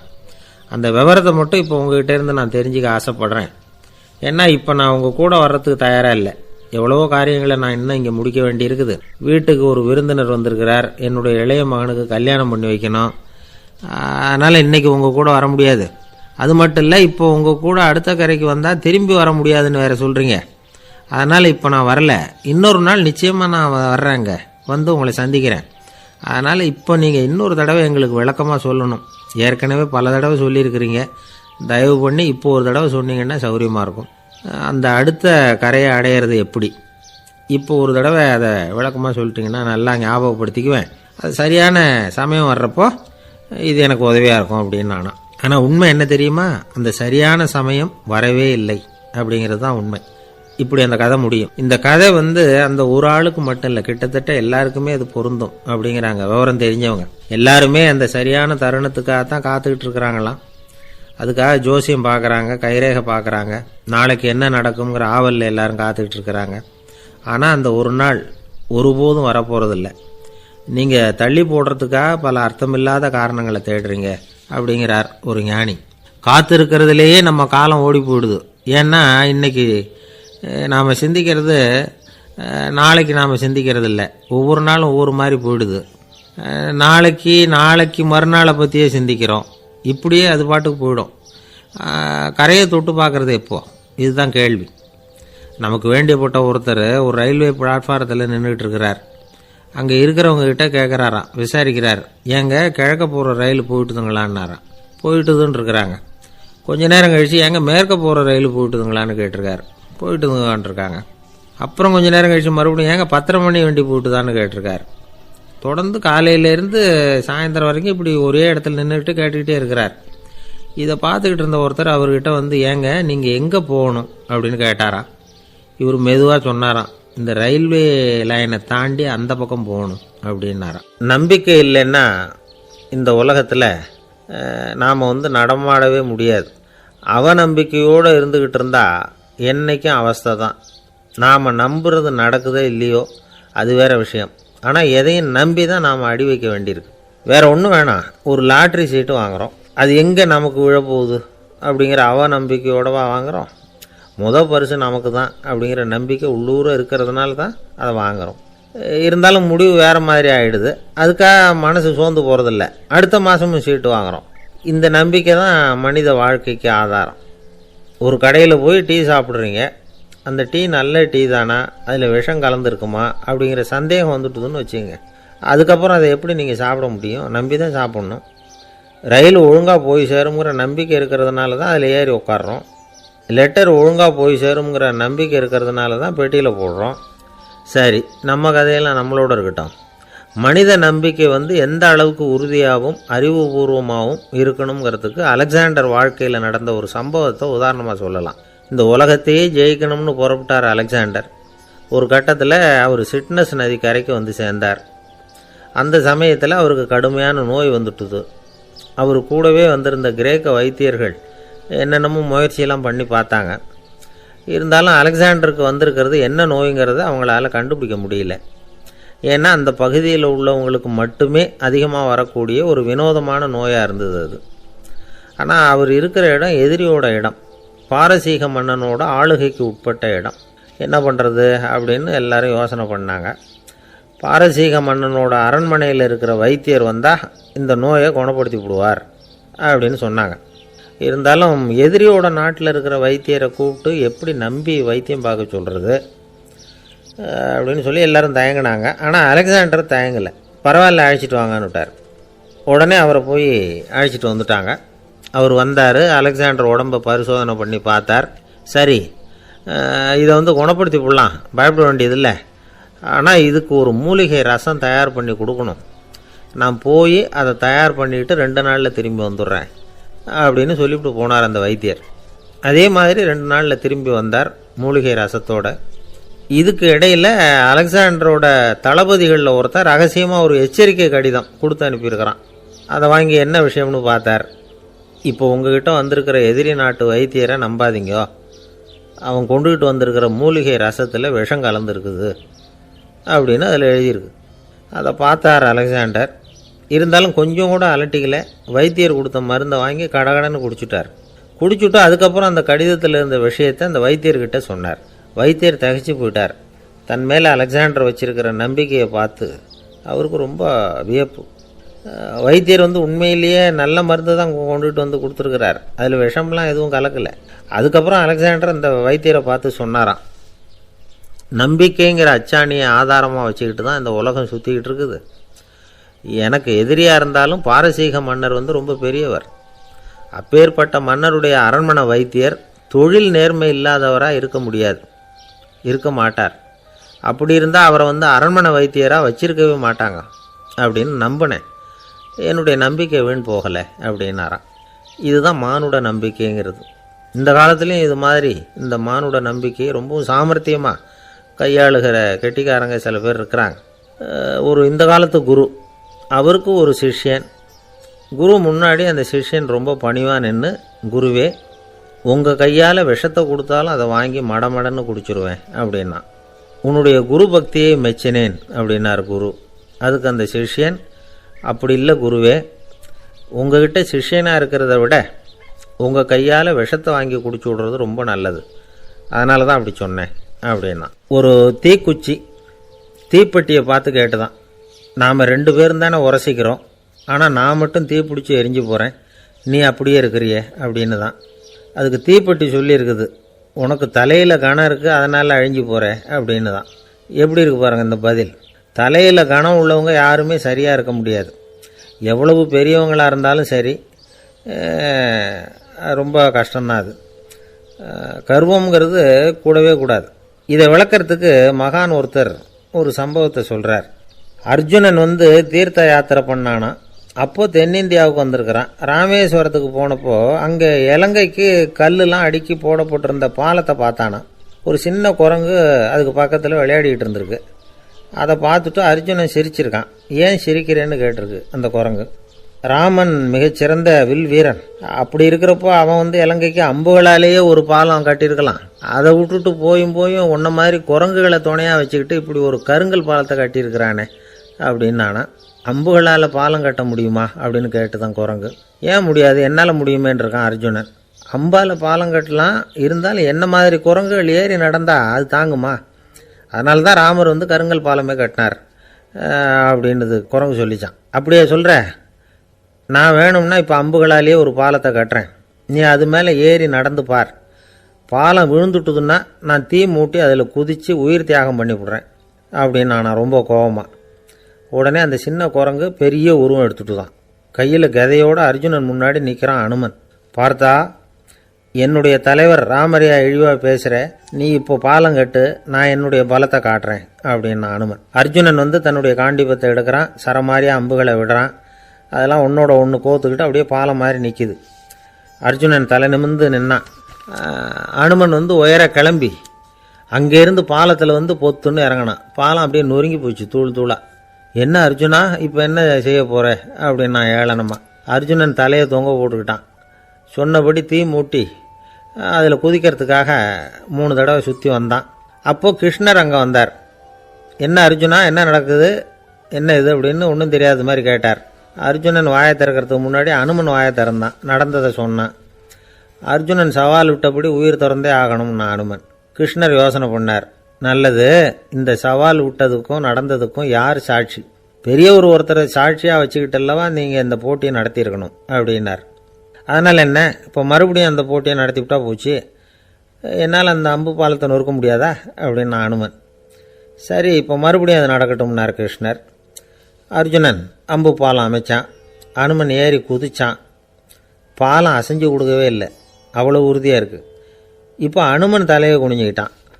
அர்ஜுனன் நன்றியோடு நிமிர்ந்து பார்த்தான். கிருஷ்ணருடைய தோள்கள்லேயும் முதுகள்லேயும் ரத்தம்.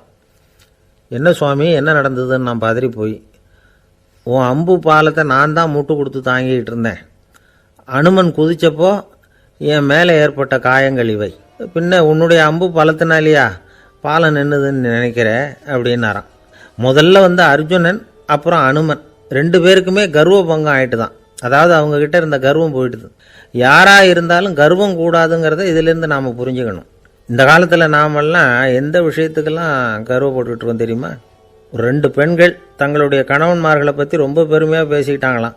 அதில் ஒரு அம்மா சொல்லியிருக்கு, என் வீட்டுக்காரர்கிட்ட எந்த சப்ஜெக்ட் கொடுத்தாலும் சரி அந்த விஷயத்தை பற்றி அழகாக 1 மணி நேரம் பேசுவார் அப்படின்னாங்களாம். உடனே இன்னொரு அம்மா, அது என்ன பிரமாதம், என் வீட்டுக்காரருக்கு சப்ஜெக்டே தேவையில்லை, விஷயமே இல்லாமல் நாள் பூரா பேசிக்கிட்டு இருப்பார் அப்படின்னாங்களாம். ஒரு காடு, நல்ல மரம்லாம் செழிச்சு இருந்தது. அப்படிப்பட்ட காட்டில் ஒரு சாது இருந்தார். அவர் எப்படின்னா எப்பவும் ஒரு மரத்தடியில் உட்காந்துருப்பார். ஏன்னா அவருடைய இருப்பிடமே அதுதான். அவர் என்ன பண்ணுவார், 3 கல் வச்சுருந்தார். செங்கல் மாதிரி இருக்கும், ஆனால் அதை விட கொஞ்சம் பெருசாக இருக்கும். எதுக்கு அந்த 3 கல்லுன்னா அதுதான் அவருடைய படுக்கை. அதாவது தூங்குறப்ப ஒரு கல்லை தலைக்கு கீழே வச்சுக்குவார், இன்னொரு கல்லை இடுப்புக்கு கீழே வச்சுக்குவார், இன்னொரு கல்லை காலுக்கு கீழே வச்சுக்குவார். உடம்பை ஒரு அப்படியே ஒரு தகட்டால் மூடிக்குவார், அப்படியே தூங்கி போடுவார். மழை பெய்யுதுன்னு வச்சுங்க, அவர் உடம்பு 3 கல் மேலே இருக்குதா, அதனால் தண்ணி அடியில் ஓடி போடும், உடம்பு நனையாது. மேலே தகடு இருக்கிறதுனால மழையும் உடம்புல படாது. அவர் தூக்கமும் கிடாது, நிம்மதியாக தூங்குவார். பகலில் அந்த 3 கல்லையும் ஒரு சேர ஒரு அடுப்பு மாதிரி வச்சு அது மேலே உட்காந்துக்குவார். அதனால் பாம்பு பூச்சி எதுவும் அவரை தொந்தரவு பண்ணுறதில்ல, அது பாட்டுக்கு நடந்து போயிடும். அவர் பாட்டுக்கு நிம்மதியாக இருப்பார். யாராவது எதையாவது கொண்டுகிட்டு கொடுத்தா அதை வாங்கி சாப்பிடுவார், அவ்வளவுதான். ஒரு நாள் அந்த நாட்டு அரசன் காட்டுக்கு வேட்டையாட வந்தான். அந்த வழியாக வந்தப்போ இந்த சாது படுத்துருக்கிறத பார்த்தான், பரிதாபப்பட்டான். ஐயோ பாவம், இவர் இப்படி இந்த கல் மேலே உடம்பை வச்சுக்கிட்டு தூங்குறாரே, என்ன பாடுபடுவார், இவரை நாம் அரண்மனைக்கு அழைச்சிட்டு போய் சுகமாக நிம்மதியாக இருக்கிறதுக்கு வழி செஞ்சு கொடுப்போம், அது ரொம்ப நல்லாயிருக்கும் அப்படின்னு நினச்சான். அப்படி நினச்சிக்கிட்டே அரண்மனைக்கு வந்துட்டான். அதுக்கப்புறம் ஒரு பல்லக்கையும் 2 சேவகர்களையும் காட்டுக்கு அனுப்பி அந்த சாதுவை மெதுவாக இங்கே அழைச்சிட்டு வந்துடுங்க அப்படின்னு சொல்லி அனுப்பி வச்சான். இவங்க போய் அவர்கிட்ட விவரத்தை சொன்னாங்க. எனக்கு என்னத்துக்கு அரண்மனை வாசம் அப்படின்னார். இருந்தாலும் மன்னர் உத்தரவு, நீங்கள் அவசியம் வரணும் அப்படின்னாங்க இவங்க. சரின்னு சொல்லிவிட்டு வேறு வழி இல்லாமல் புறப்பட்டார். புறப்படும் பொழுது என்ன பண்ணார்னா, மறக்காமல் அந்த 3 கல் ஒரு தகடு அதையும் எடுத்து பல்லக்கில் வச்சுக்கிட்டார். என்னத்துக்கு இதையெல்லாம் எடுத்து வைக்கிறாரு அப்படின்னு சொல்லி அவங்க யோசனை பண்ணாங்க. இருந்தாலும் அதை பற்றி ஒன்றும் கேட்கல. பேசாமல் அவரை அழைச்சிட்டு போய் அரண்மனையில் விட்டுட்டாங்க. அரசன் ஓடி வந்தான், வரவேற்றான், அறுசுவை உணவு படைத்தான். அவர் படுக்கிறதுக்கு தங்க கட்டில், பட்டு மெத்தை, இப்படி எல்லாம் ஏற்பாடு பண்ணி வச்சான். இங்கே படுத்து ஓய்வு எடுத்துங்க அப்படின்னு சொல்லிவிட்டு அவன் பாட்டு போயிட்டான். மறுநாள் காலையில் பார்க்குறான், சாது படுத்துருக்கிறார். எப்படி தெரியுமா, அந்த பட்டு மெத்தை மேலே 3 கல்லையும் வச்சு வழக்கம் போலவே அது மேலே படுத்துருக்கிறார். அதுக்கு மேலே தகடு. அரசன் பார்த்துட்டு அதிர்ச்சி ஆயிட்டான். என்ன சுவாமி இப்படி அப்படின்னா, சாது சொன்னார், எனக்கு தேவையும் இல்லை குறையும் இல்லை, எல்லா இடத்துலையும் எனக்கு ஒரே மகிழ்ச்சி தான் அப்படின்னார். மகிழ்ச்சிங்கிறது தங்க கட்டிலேயோ பட்டு மெத்தையிலேயோ இல்லை, அது மனசில் இருக்கிற ஒரு விஷயம். ஒரு ஊரில் 2 இணைபிரியாத நண்பர்கள். ஒருத்தன் கேட்டான், இப்போ கடவுள் நம்ம முன்னாடி உங்கள் 2 பேரில் யாராவது ஒருத்தர் மட்டும் என்னோட சொர்க்கத்துக்கு வரலாம் அப்படின்னு கூப்பிட்டா நீ என்ன சொல்லுவேன்னு கேட்டானா. இவன் ரொம்ப பெருந்தன்மையாக உன்னையே அழைச்சிட்டு போக சொல்லிடுவேன் அப்படின்ட்டுருக்கான். அப்படின்னா உனக்கு சொர்க்கம் வேணாமான்னு கேட்டிருக்கான் அவன். நீ என்னை விட்டுட்டு போனாவே அப்புறம் இந்த பூலோகமே எனக்கு சொர்க்கம் தாண்டா அப்படின்னு நானா.